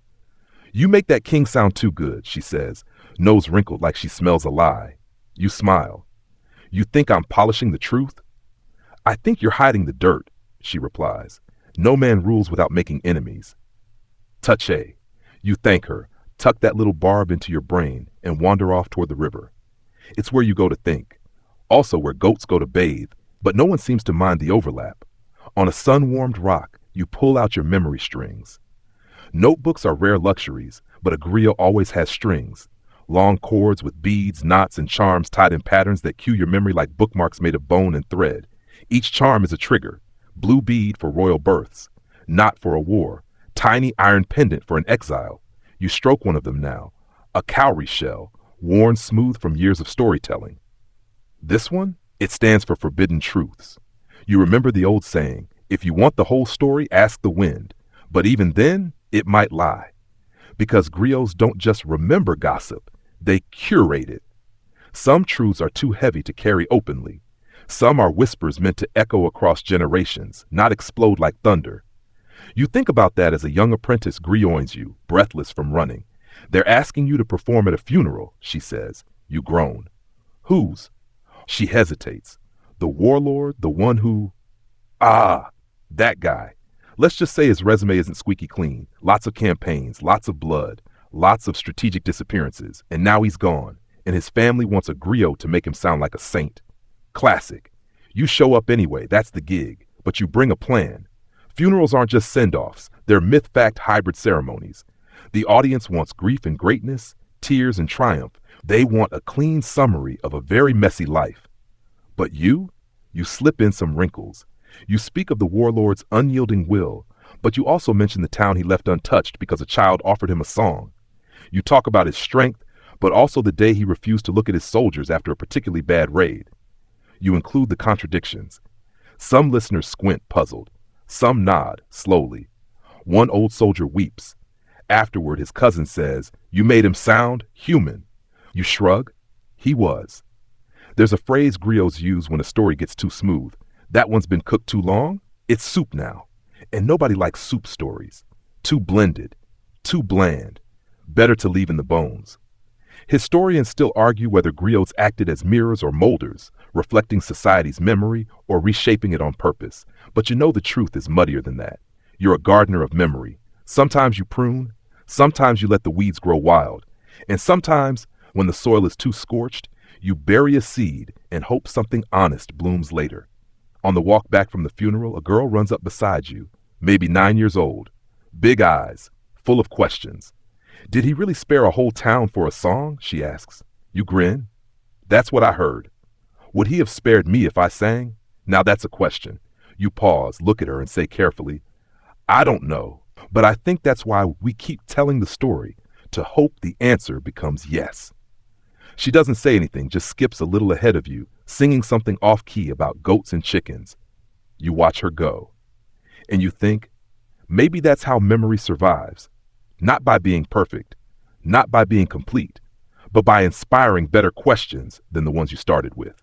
When you get home, you add a new charm to your string, a piece of carved wood, soft and uneven. It doesn't stand for a war or a name, just humanity, the awkward, muddy middle. You finger it once, nod and whisper, "Not soup, not today." You're midway through your morning millet when someone calls out your name with that tone. The one that sounds like urgency wrapped in drama, sprinkled with just enough scandal to make your eyebrows rise before you even see the person. It's a market boy, a runner. "There's been a theft," he gasps. "A memory theft." You stop chewing. Now, that's interesting. You follow him past sleeping goats and snoring uncles, through winding alleyways of sun-dappled fabric stalls and scolding aunties, until you reach the source of the chaos, a gathering of griots, heads bowed together, voices low and tight like woven mats. They part to let you through, and there it is, an old woman, a griot from a neighboring village, clutching a leather pouch to her chest, eyes wide with betrayal. "They took my story," she whispers. Not her words, not her beads or charms or notebooks. Her story. Apparently, she'd been performing a tale, an obscure one about a rebel queen from the Futa Jalon highlands, a woman who faked her own death and returned as her own daughter to reclaim power and mess with a lot of inheritance rules. The griot had pieced it together from family legends, fragments of lullabies, and dreams she'd sworn were guided by ancestors. It was her pride. And now, someone else, a younger griot from a more powerful family, had told it first in the capital. Claimed it, branded it, without her name. Oof, you can almost feel the weight of it. Not just the theft, but the erasure. Like watching your reflection vanish from water, you still remember rippling. Historians still argue whether griots can own stories at all, if oral history is communal, or if it carries a kind of authorship. But on the ground, you know the truth. Gossip may be free, but crafting legacy is labor, and that labor deserves credit. You sit beside her quietly. She pulls the pouch open. Inside, her memory string, charms worn smooth from years of use. She runs her thumb over a red seed. "That was when I founded the Queen's village," she murmurs. "And that bone bead? That's when I slept under her tree." You nod. "Did you tell the young griot your story?" She hesitates. "Yes, but only as a gift. Not for them to wear it." You get it. This isn't plagiarism in the written sense. It's worse. It's narrative colonization. Someone taking your voice, sanding it down, and presenting it as their own. You think back to your own stories. Which ones were truly yours? Which were borrowed? Which had you carried so long you forgot who first whispered them into your ear? You remember your aunt's tale about the crocodile priest who blessed rice fields with blood-red rain. Is that yours now? Maybe, maybe not. You take action the only way griots know how. That night, you gather a small circle, children, apprentices, curious neighbors, and you tell her story. You name her first, loudly. This is the tale of the rebel queen, remembered by Mbarka of Sano. Then you add your own flair, a bit more rhythm, a joke or two, a pause where the drama tightens, and you end with, "If anyone else tells you this story without Mbarka's name, tell them you know better." The griot is watching from the shadows. She doesn't speak, just nods once and disappears before the story ends. The next morning, word spreads. People whisper in the market between bags of dried fish and palm oil. Did you hear? Mbarka's queen was real, even had a daughter with 2 birthdays. Even the boy who carried the stolen tail hears it. He doesn't return the story, but he stops telling it for now. And that's a start. Later, you visit Mbarka. She's sitting with her back against a tree, staring at nothing. You hand her a gift. A new charm, polished copper, shaped like an open mouth. What's this, she asks. A reminder, you say, that stories carry names, just like warriors carry shields. She doesn't smile, but she does thread the charm onto her string. That night, you dream of storytellers standing on opposite banks of a wide, whispering river. Some toss stories like stones, others float them gently on leaves. A few try to dam the current, but you build little boats, you carve your name into the side, and you send them off, hoping they float far and return eventually. Weathered, yes, but still carrying your voice. In the morning, you polish your own memory string and think, today, I will tell the story right. You've always known gossip is risky. It dances close to truth, but never gets chained by it. And today, that dance trips over its own feet. You're in a courtyard, halfway through a slow, dramatic retelling of the merchant who secretly married the Sultan's niece. Classic forbidden love, packed with hidden letters, mistaken identities, and a camel that allegedly cried at the wedding. The audience is hanging on your words, mouths open, millet porridge forgotten. Then someone interrupts. A man from the crowd, a tall, sour-faced fellow with a long stick and a louder voice, calls out, "My grandmother said that story ends in a beheading, not a wedding." You blink. The crowd laughs nervously. You flash a grin. Your grandmother had a flair for tragedy. I like happy endings. But he doesn't smile. He steps forward. That was my family's story. Ah, so we've entered the realm of contested gossip. You ease the audience into a pause and offer him space. He takes it, reluctantly, then with full griot energy, retelling the tale with grit instead of charm, loss instead of love. In his version, the niece was banished, the merchant disappeared, and the camel sold for parts. It's grim, but real. And now the crowd is torn. 2 stories, 1 plot, opposite outcomes. Who's right? Historians still argue whether griots should lean on consensus or preserve variations, whether they should blend competing tales or keep the fractures visible. After all, oral history isn't a smooth mirror. It's a mosaic made of jagged, colorful shards, and every family polishes its piece differently. You offer a third way. You reframe the tale. They say the merchant vanished from the capital, but some say he opened a spice shop in the east with a woman who looked suspiciously like royalty. Others say the camel never cried but did hum when it smelled jasmine. The crowd laughs. You end with, whichever version you tell, remember, every rumor carries the fingerprints of the teller. Later that day, a young griot in training finds you under a neem tree. She fidgets with her storytelling beads. How do I know if a story is mine to tell? You consider that. Did you earn it? She frowns. Like, pay for it? No, you say, earn it. Sit with it. Wrestle with it. Know the versions, the lies, the possible truths. Know what it cost the people who lived it. Then maybe it's yours to carry. She nods slowly. You remember a time when you didn't know that rule either. You'd once told a tale about a stolen drum. A funny story with a boastful thief and a musical monkey. It killed with the kids. But later an elder pulled you aside. That drum, she said, belonged to a healer who died with no children. You made it sound like a joke. But for us, it was grief. You never told the monkey version again. Instead, you learned to ask, whose story is this? And who might bleed if I get it wrong? That doesn't mean you avoid the juicy stuff. Far from it. But it does mean you carry gossip like a sword in a sheath. Not something you swing for fun, but something you unsheath with purpose. Back in your hut, you light a small fire and pull out your memory string. There's a charm you almost never touch, an old coin with a hole in it. It's tied to a story you've never dared tell. The story of your own uncle. He vanished decades ago, under suspicious circumstances. Some say he was a traitor, others say he was framed. Some even whisper he became a griot in the north, under a false name. You've never confirmed any version, but the coin is a reminder. Some stories aren't ready to be told, yet. That night, you tell a quiet, gentle tale about 2 friends who disagreed about a queen's legacy. One believed she was a tyrant, the other, a hero. They spent years arguing until they finally agreed to build a bench in her name so travelers could rest and debate for generations. You end with, sometimes the story isn't about who was right, it's about who kept listening. The crowd nods. A few lean back. One girl claps once, very softly. You think maybe the truest stories aren't the ones we settle. Maybe they're the ones we never finish. You've been asked to attend a naming ceremony, not to perform, just to be present. But you know how these things go. No griot ever stays silent for long, especially not when the baby in question is the firstborn son of a rising village chief who's been lobbying to rewrite his own family's past in record time. You arrive with your string tied discreetly at your waist, charms hidden beneath your robe like secrets waiting to be earned.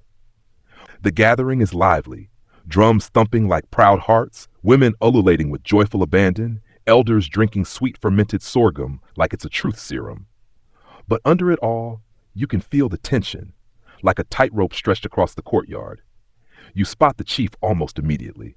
He's young, maybe too young, with sharp eyes and a smile that feels rehearsed. He beckons you over during the meal and says, low and serious, when you tell the history, emphasize our royal roots, downplay the traitor lineage, and definitely leave out the rice theft scandal. That was a misunderstanding. Ah, there it is. Gossip management, version, authoritarian. You nod politely, but your stomach knots a little. You've been here before. In villages and towns across the region, griots have long walked this line, between truth and flattery, between communal history and carefully manicured reputations. And it's always the same. The powerful want the past to serve their present. Historians still argue whether griots function more as archivists or as public relations agents. You know the answer isn't either or. It's both. And sometimes it's neither. Sometimes you're just trying not to get exiled over a spicy punchline. Later, during the public blessing, someone hands you a calabash and quietly requests a short tale to honor the family. You clear your throat and begin. You start, of course, with the old bloodlines, the grandfathers who were horsemen, the great aunts who read omens in river foam. You mention the proud marriage to a healer's daughter, the long drought their clan survived by sheer stubbornness. But then you pivot. You tell the story of a trader's son who got caught stealing rice from a rival storehouse, but only to feed a group of war orphans stranded after a raid. He was shamed, yes, and punished. But years later, he became a judge, and when he ruled on land disputes, he always asked first who had fed whom during the famine. There's a silence, a deep, rich one. Then a single auntie cackles. I knew there was more to that rice story. The chief doesn't laugh, but he doesn't frown either, just chews slowly, watching you. After the ceremony, you slip away before any official feedback comes flying your way. Back home, under the shade of your neem tree, you think about how often you're asked to edit memory, to sweeten it, to dull the rough edges like sanding driftwood into a tourist trinket. But you're not here to make trinkets. You're here to make anchors. Memory, in your tradition, isn't about clean lines. It's about weight, about complexity, about roots that hold through storms, not feathers that blow whichever way power points. You once knew a griot who described memory as a house with many rooms, some open, some locked, some with broken floors you dare not cross too quickly. Your job isn't to redecorate the rooms, it's to keep the walls from crumbling.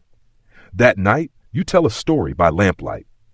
It's about a chief's son who tries to erase part of his family's past by burning his great-uncle's journals. But he doesn't know that the uncle also embroidered his memories into a ceremonial robe. And the robe, it refuses to burn. Instead, it whispers his truths every time the wind hits just right. The children in the audience giggle nervously. The adults glance at each other. Someone mumbles, "Wasn't that about?" You smile but don't confirm. The robe's name in the story? It's Griot's Wind. And you end the tale with this. Every truth has its own voice. Even if you bury it, it finds a breeze. In the morning, you hear from the chief. No anger, just a short message. That was clever. You grin. He knows what you did. You know he knows, and now the memory lives, full, complicated, and blowing softly through the branches of every mind that heard it. Or at one village. The air here feels thick with politics, and your stories keep bumping up against fences, polite ones, painted with smiles, but fences nonetheless. So you pack your things, A small leather satchel for your charms, a rolled mat, a gourd of water, and your memory string tucked like a pulse against your chest. You're off before dawn, footsteps quiet on the dew-damp earth.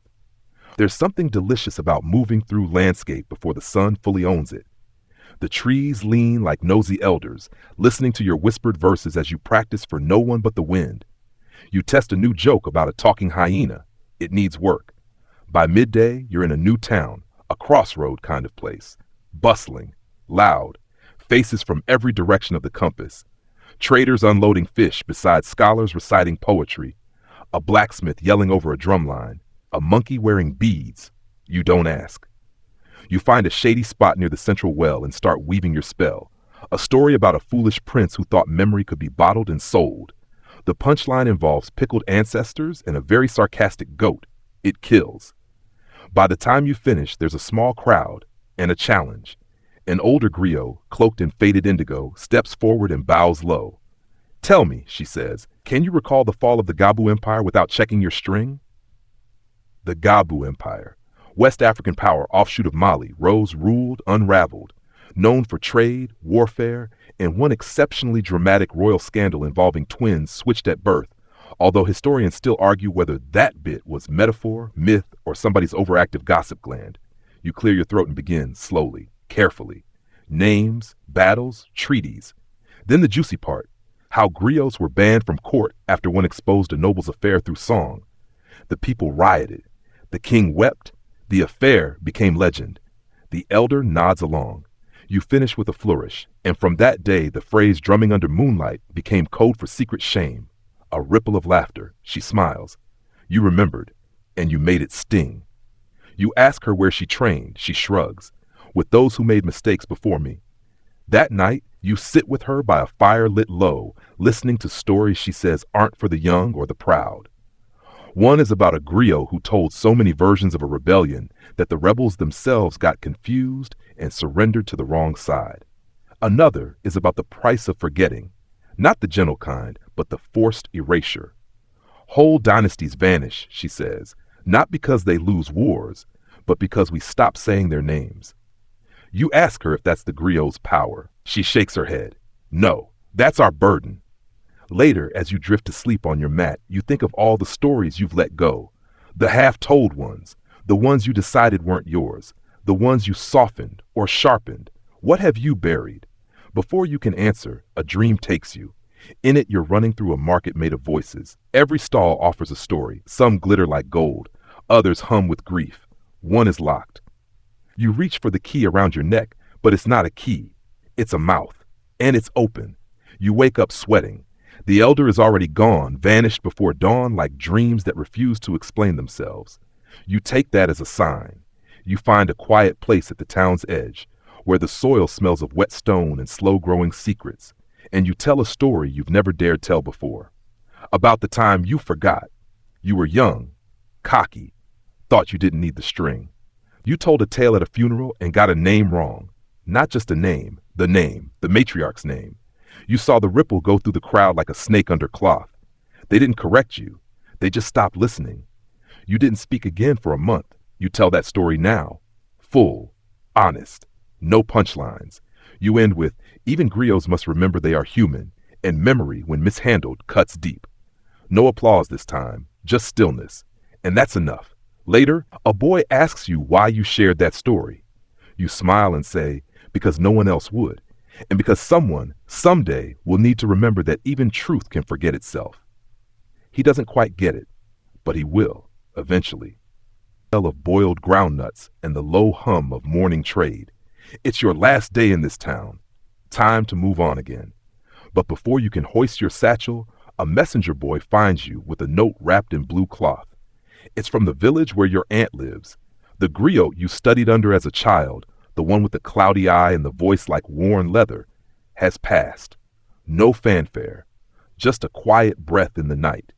Gone. You sit with that for a long time. He taught you the old chants, the rhythm behind the memory. He once made you recite the genealogy of a rival clan while hopping on one foot. Not to humiliate you, to teach control, discipline, and how laughter can carry memory too. You change direction. The journey back takes days across plains that whisper your name and rivers that reflect the faces of those you've spoken into legend. You pass a man selling carved masks. One looks like your teacher. You almost buy it, but stop yourself. What would you do with a wooden echo? When you reach the village, the air is thick with quiet grief. Your aunt greets you with swollen eyes and no words. She hands you a small calabash sealed with wax. Inside, your teacher's last request. Tell the story I never could. You know immediately what it is, the forbidden one. The tale he only hinted at after too much palm wine, when the moon was high and the insects had gone silent. The story of the child switched at birth, not myth but real. 2 clans, 1 secret, a blood feud that nearly burned 3 villages to the ground. Historians still argue whether this specific event ever occurred, or if it was a symbol passed between griots as a cautionary tale. But you know better. You saw the scar on your teacher's back, the one he got while fleeing a fire he never named. You gather the elders. They sit in a wide circle, the way they do when truth is heavy and must be handled with care. You begin with a riddle. What do you call a lie that becomes a surname? Murmurs. Then slowly you weave the tale, not as accusation, but as echo. Not naming names, but painting the outline clearly enough that every ear fills in the rest. You describe the baby carried in the wrong basket, the mother who knew and kept silent, the cousin who tried to expose it and disappeared during the rainy season, the griot who bore witness but held his tongue, waiting for the day someone else would dare unlock the memory. You end with, and so the truth slept, curled up like a snake in a basket until the basket broke. The elders are silent.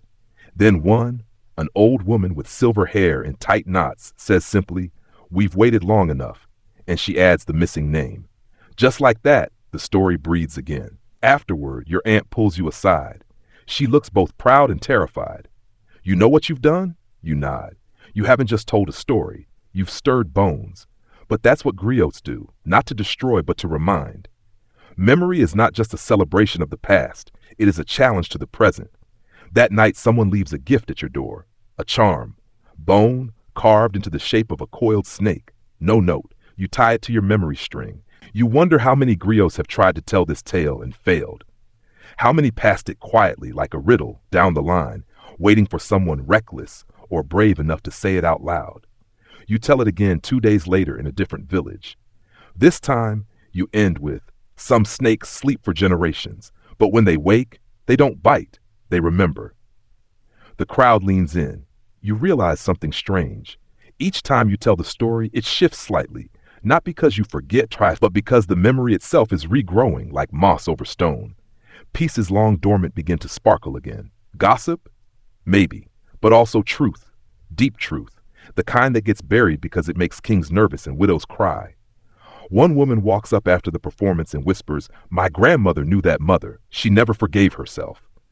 You place a hand on hers, then tell her story.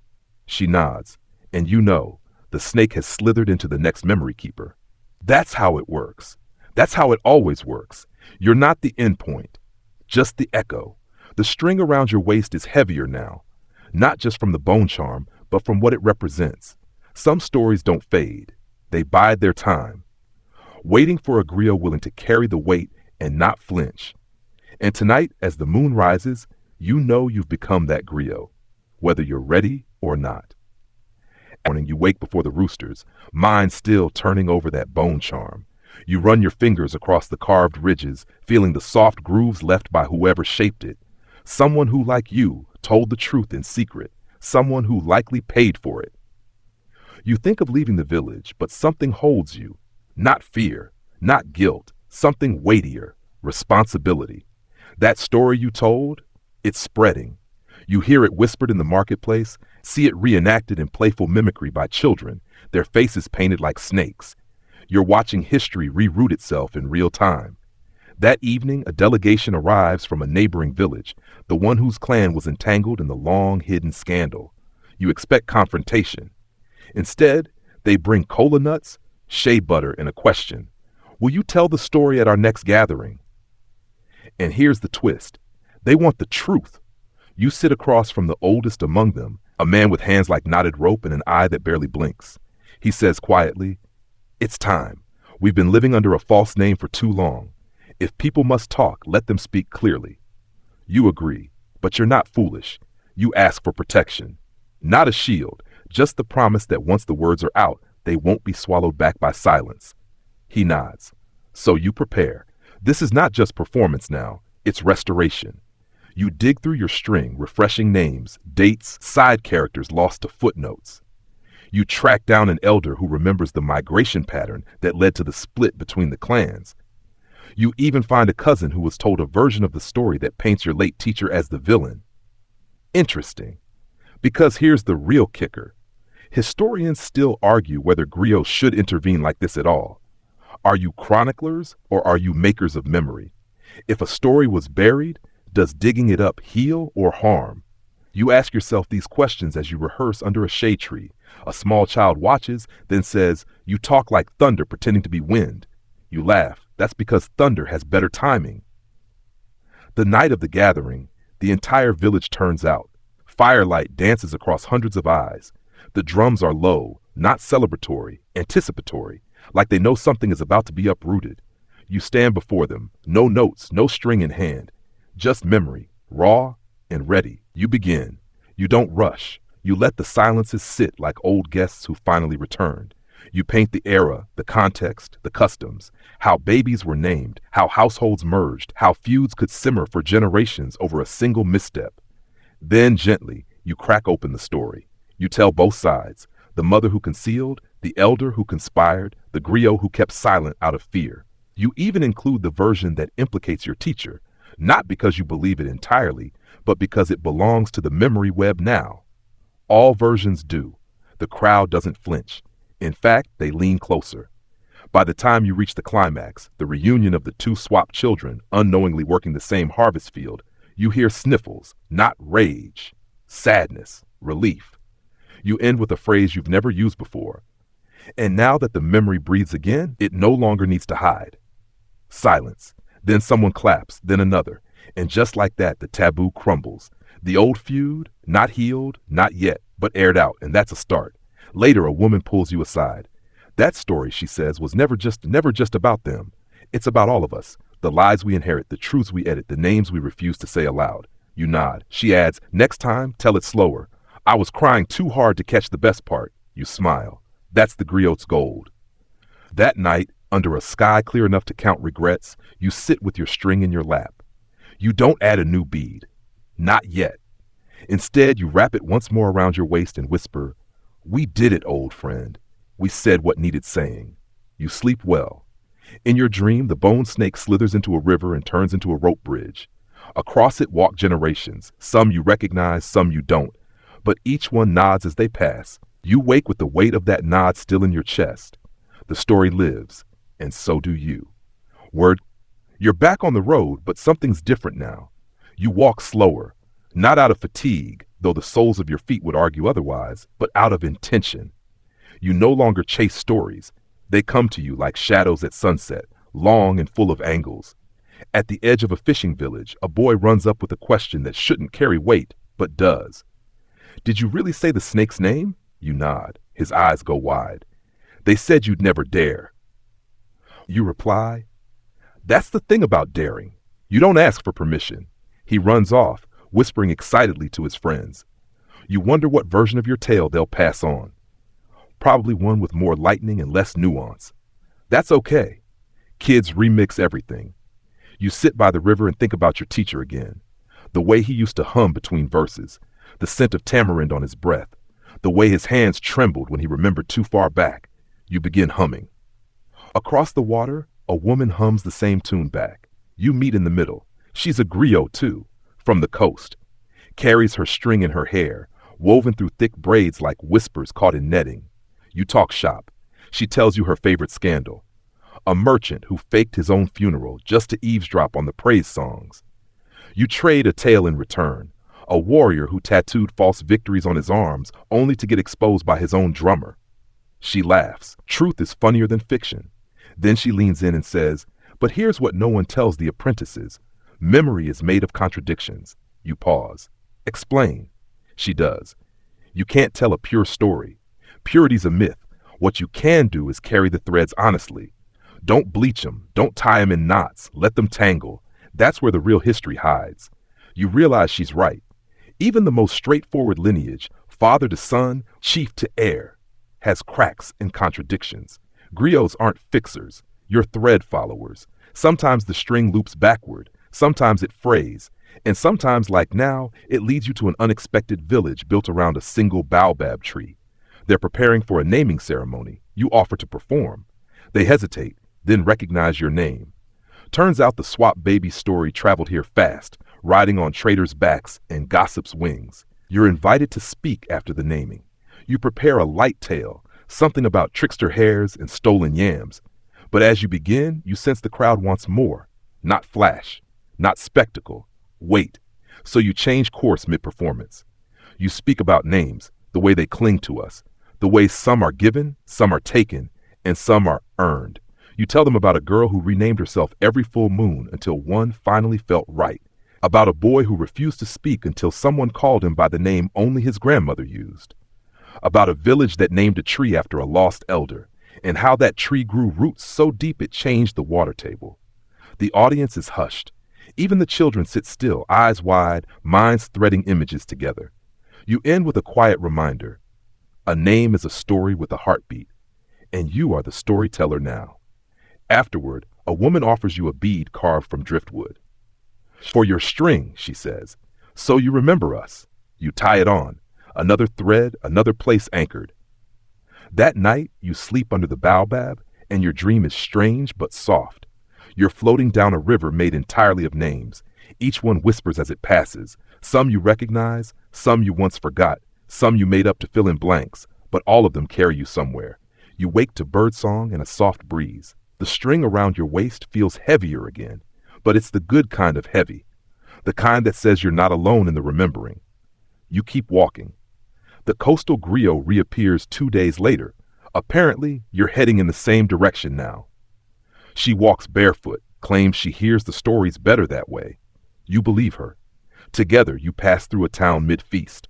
No one's expecting you. But by nightfall, you've been given a corner stage and a plate of spicy fish stew. You take turns performing, one tale, then another. You sync up rhythm. You tease each other's characters. You riff like jazz musicians, trading narrative motifs and callbacks. It's a duet and it slaps. At one point, she tells the story of a griot who tried to memorize every royal affair of the Keita dynasty and ended up muttering secrets in his sleep until a scorpion bit him on the tongue. You add? Historians still debate whether that was an actual scorpion or just metaphor for pillow talk gone wrong. Laughter ripples. The feast goes late. You fall asleep with firelight on your eyelids, string curled like a pet snake by your hip. This is what it feels like to carry history. Not as a burden, but as a dance. And tomorrow, you'll dance it again. Morning mist curls low around the millet fields, and your companion, the barefoot coastal griot, picks dew from leaves and dabs it on her forehead. For clarity, she says, though you suspect it's just to cool off. The sun hasn't risen fully, but the heat already wraps around your ankles like clingy gossip. You travel together now, a pair of griots with mismatched stories and overlapping rhythms. Along the way, she teaches you a song meant only for dusk. You share your trick of remembering long genealogies by assigning each generation a flavor: peppery uncles, salty grandmothers, bittersweet cousins. The road takes you to a market town whose name means echo. It sits at the confluence of 3 trade routes, and its people are famous for trading not just goods, but stories. Gossip as currency, basically. You fit right in. You perform at the evening square. The crowd is noisy, half of them chewing on dried baobab chips, the other half watching you like they're trying to catch you in a lie. You tell a story about 2 brothers who disguised themselves as each other for an entire year to win over their father's approval. At the end, the griot beside you says softly, "That's my family." You raise an eyebrow. One version, anyway, she adds. It's like that now. Layers of stories, echoes upon echoes. You've entered the part of the journey where nothing is simple, nothing is neat. People remember things differently. And sometimes when they say, "That never happened," what they mean is, "I wish it hadn't." Historians still argue whether griots exaggerated for effect or preserved every syllable with rigid accuracy. The truth? Probably both. You learn to balance fact and flair like a calabash on your head. One man approaches you after the show. You told the story wrong, he says, arms crossed. The baby didn't cry when the switch happened. He laughed. You say, then next time you tell it. He blinks, then walks off. But the next morning, he's at your tent with a small group of teenagers. I told them the real version, he says, almost shy. Thought maybe you'd want to hear it. You do. You sit cross-legged as he tells it. You don't correct him. You nod where it matters, ask questions when he hesitates. When he finishes, you thank him, and the kids beam like he just performed magic. He did, because now they'll remember his version, which braided itself into yours, and later, decades from now, someone else will tell a version that carries both flavors, plus a dash of their own spice. That's the Griots game. Later, you and your coastal friends sit on a rooftop, watching the moon rise like an eavesdropping eye. She asks, do you ever feel full? Like there's no more room for stories? You nod. Sometimes it gets so loud in here, you tap your temple, I forget which voices are mine. She offers a piece of mango. Cleanse the memory palette. You laugh. Take a bite. It helps. You tell her about a man you once met who claimed to be the reincarnation of Soundiata Keita's royal cook. He couldn't remember any recipes, but he insisted his hands remembered the rhythm of stirring. She responds with a tale of a woman who memorized 1,000 songs by writing each one on a different rock, then throwing them into the river. She said if she ever forgot, the river would sing them back. Did it work, you ask? She shrugs. No idea, but the river's still humming. You like that. You decide to stay in the echo town a bit longer, not just to rest your feet, but to listen, because the place lives up to its name. Every corner has a murmur. Traders whisper in coded proverbs. Children imitate their parents' arguments. Elders drop scandal like breadcrumbs. You hear about a marriage that didn't happen because a goat refused to cross a threshold. About a village that moved 3 miles overnight to avoid a ghost no one could see. About a chief who spoke only in questions for a year and still ruled better than his predecessors. Some are clearly tall tales. Others make your fingers twitch, wanting to add a bead to your string. You begin to wonder, which gossip deserves memory? That becomes your new guiding riddle. Because gossip, in griot terms, isn't just petty talk. It's a signal, a code, a possible truth wrapped in layers of survival instinct. The coastal griot phrases it best. Every rumor is a draft of the story. The griot decides which version makes it final. And so you listen, you gather, you weigh, you carry. One night someone asks why you always travel with a string around your waist. You smile and say, because memory needs a spine. They stare, unsure if you're joking. You are, kind of. Because while your string is symbolic, it's also real. Real weight. Real stories. And you've learned real danger if you choose the wrong moment to recite the wrong tale, but also real power. The kind of power that makes people pause when you speak, that makes children lean closer, that makes adults whisper to each other after you've passed by. That night, you tie on a new bead, round, smooth, made of obsidian, given by a child who said, it's for the parts you forget and have to make up. You tell him, that's most of it. And you both laugh. After, you're no longer surprised when people recognize you. The girl at the roadside yam stall calls you the one who told the snake's name. A wandering weaver shouts, Storybreaker, from across a river. Someone else just calls you that griot, like you're a walking footnote. Fame, not the shiny kind, but the kind that comes with responsibility, is now trailing you like your own shadow. Even the string around your waist seems to pull heavier now, sagging slightly with the weight of too many beads. Each one carries a tale, a moment, a scandal, wrapped in metaphor. Sometimes when you sleep, you dream they whisper to each other behind your back, mostly about you, rude. You and the coastal griot finally part ways outside a dry savanna village famous for its mangoes and its total inability to keep a secret. It's mutual, no drama. You hug, exchange beads, and promise to cross paths again. Probably at another festival where someone's aunt reveals too much after millet beer. Alone again, you sit under a neem tree, tracing a story you haven't told in years. The tale of a king who erased his brother's name from every drumbeat and praise song, until a griot sang it in his sleep, and the name echoed through the forest, louder than any war cry. You like that one. Still do. Might tell it soon. Because as you've learned, Even forgotten names can still bloom if you whisper them gently enough. This next village you reach is tense. It's quiet in that heavy, unnatural way. People don't laugh in public. The griot there, an older man with skin like tree bark and eyes like still water, barely nods at your greeting. When he finally speaks, it's only this: "We don't tell those kinds of stories here." You ask what kinds he means. He doesn't answer. That night you wander. Quiet houses, quiet wells, quiet wind. Then, faintly, from behind a storage hut, you hear it. Laughter.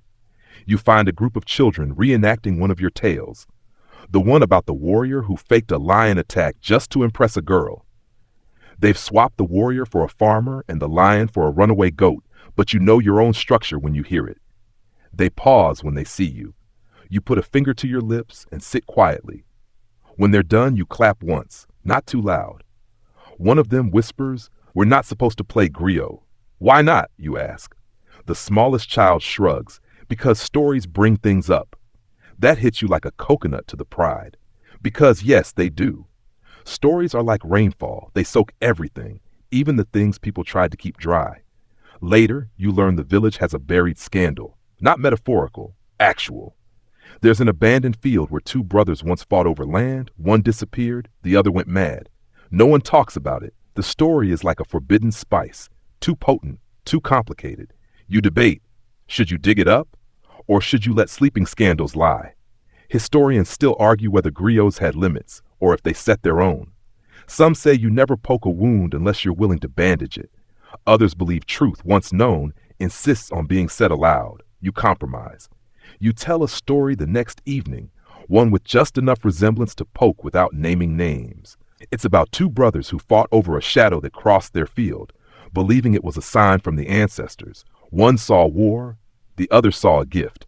The people listen closely. No one says anything afterward, but the next day someone has cleared a path to the overgrown field. Just a path, just enough to breathe. You count that as a win. The next few villages are lighter. Festivals, music, open fires. You trade stories for food, shelter, and sometimes just admiration. You're offered gifts. A dried gourd painted with stars, a comb carved from fishbone, even a tooth someone swears belonged to a lion. You're not convinced. It has a suspiciously molar-like vibe. In one town, they ask for your top 5 gossips of all time. You laugh, but they're serious, so you deliver. 1. The queen who faked a pregnancy using goat milk in a leather bundle.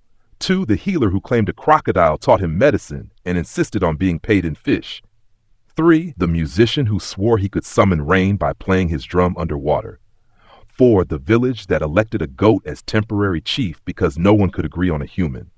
And of course, the legendary swapped babies. Each one lands. People howl. One woman falls off her stool from laughing too hard. You realize again the power of stories. They're not just memory, they're medicine. Or maybe mischief disguised as medicine. Either way, they work. Before you leave, like a girl gives you a small, cloth-wrapped item. For your string, she says. You open it later. It's a pebble, smoothed and painted with 2 tiny eyes and a grin. Just that, a smiling stone. You chuckle, tie it on. Because that's part of the thread too, joy. And joy, like scandal, sticks to memory better than glue. You sit under another tree, baobab, neem, it doesn't matter now. They've all become listening posts to your wandering voice, and you whisper to your beads. You're all getting heavy, but none of you are wasted. The wind answers with a sound like applause. You feel ready. The biggest story is coming. You can sense it. You arrive at the foot of an ancient city. It isn't on most maps, but griots have whispered about it for centuries. The place where all gossip ends, they say. You thought it was metaphor, like calling the desert generous or the sea forgiving. But no, here it is. Perched on a cliff, half wrapped in vine and mist, looking like it might decide to crumble or flourish depending on how politely you speak. At the gate, there is no guard, only a carved wooden mask on a post, its mouth wide open like it's been caught mid-gasp. You whisper hello because it feels rude not to. Inside, everything is quiet, not dead, not sleepy, just listening, as if the walls expect you to say something scandalous. You resist the urge to confess to stealing mangoes as a kid. The marketplace is empty, but the stalls are still set, perfectly arranged like someone just stepped away. You see a pile of charcoal, a half-woven basket, and, bizarrely, A chicken that doesn't blink, just stares. You hear a voice before you see her. The storyteller arrives. She stands at the city's center, an old woman wrapped in layers of indigo and red, hair braided so tight it looks like rope. She doesn't smile, but she doesn't frown either. She simply gestures to a bench. You sit. You've come for the archive, she says. You blink. I didn't know I had. You've carried gossip for miles, generations of it. You've let it settle into your bones. That string you wear, it's your ticket. You untie the string slowly, each bead clinking like a tiny drumbeat of memory. She takes it with reverence and vanishes into a nearby building. You wait. Birds circle above. A wind kicks up. When she returns, she holds a large leather-bound book. It smells of earth and time. This is where the greatest griots leave their version. She hands you a thin, bone-handled blade and opens the book to a blank page. Write. You don't ask what. You know. You carve into the page, not with ink, but with slow, precise pressure. Each letter a weight off your chest. You write about the baby switch, the goat chief, the jealous queen and her perfume plots, the way children build entire universes from half-remembered songs. You write about the griot who gave you her last bead before disappearing into the forest, about the market where lies sold better than truth, about the village that stopped speaking only to remember its voice in a story that wasn't even about them. You write until your hands shake. When you finish, the woman nods once. You've remembered well. Some of it I made up. She shrugs. So did the ancestors. That's the secret. Historians still argue whether griots were passive vessels or crafty editors, but you've learned. A griot is both camera and curator. You record, but you also remix. You honor truth, but sometimes to protect it, you wear it in disguise. She presses a new bead into your palm, clear, faceted, oddly heavy. This is silence, she says. You nod. Tie it to your now empty string. You leave the city at dusk, walking back down the cliff path with nothing but silence on your waist and peace in your steps. And here it comes, that moment of knowing. You are no longer gathering stories. You're becoming one.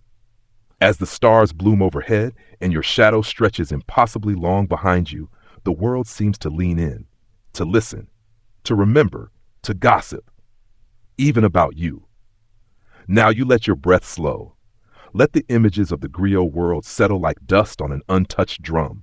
You see again the fire-lit faces, mouths open in delight and disbelief. You feel the weight of the memory string around your waist, every bead cool with its own small truth or half-truth, held close like a secret too sacred to vanish. Let your body soften bit by bit. Your hands, tired from holding stories, relax into the bedding. Your feet, those brave travelers over sand, mud, and market stone, finally rest. You remember that smile-shaped stone tied to your side, the little pebble that reminded you not all gossip is danger. Some of it is joy dressed in silliness. The wind outside your window may be whispering right now. A soft hum like a griot keeping watch just beyond the trees. Let that sound be your lullaby. Let the drama dissolve, the betrayals dim, the scandals untangle like threads soaked in rain. All that's left is rhythm, beat, breath, murmur. That's all stories ever are. Somewhere far off, the river sings. The memory rocks are turning gently beneath its surface. The string you carry sways like a pendulum above dream. You are safe here. No more gossip to carry tonight. Only dreams. And maybe, if you listen very closely, just the softest whisper of a lion laughing. End of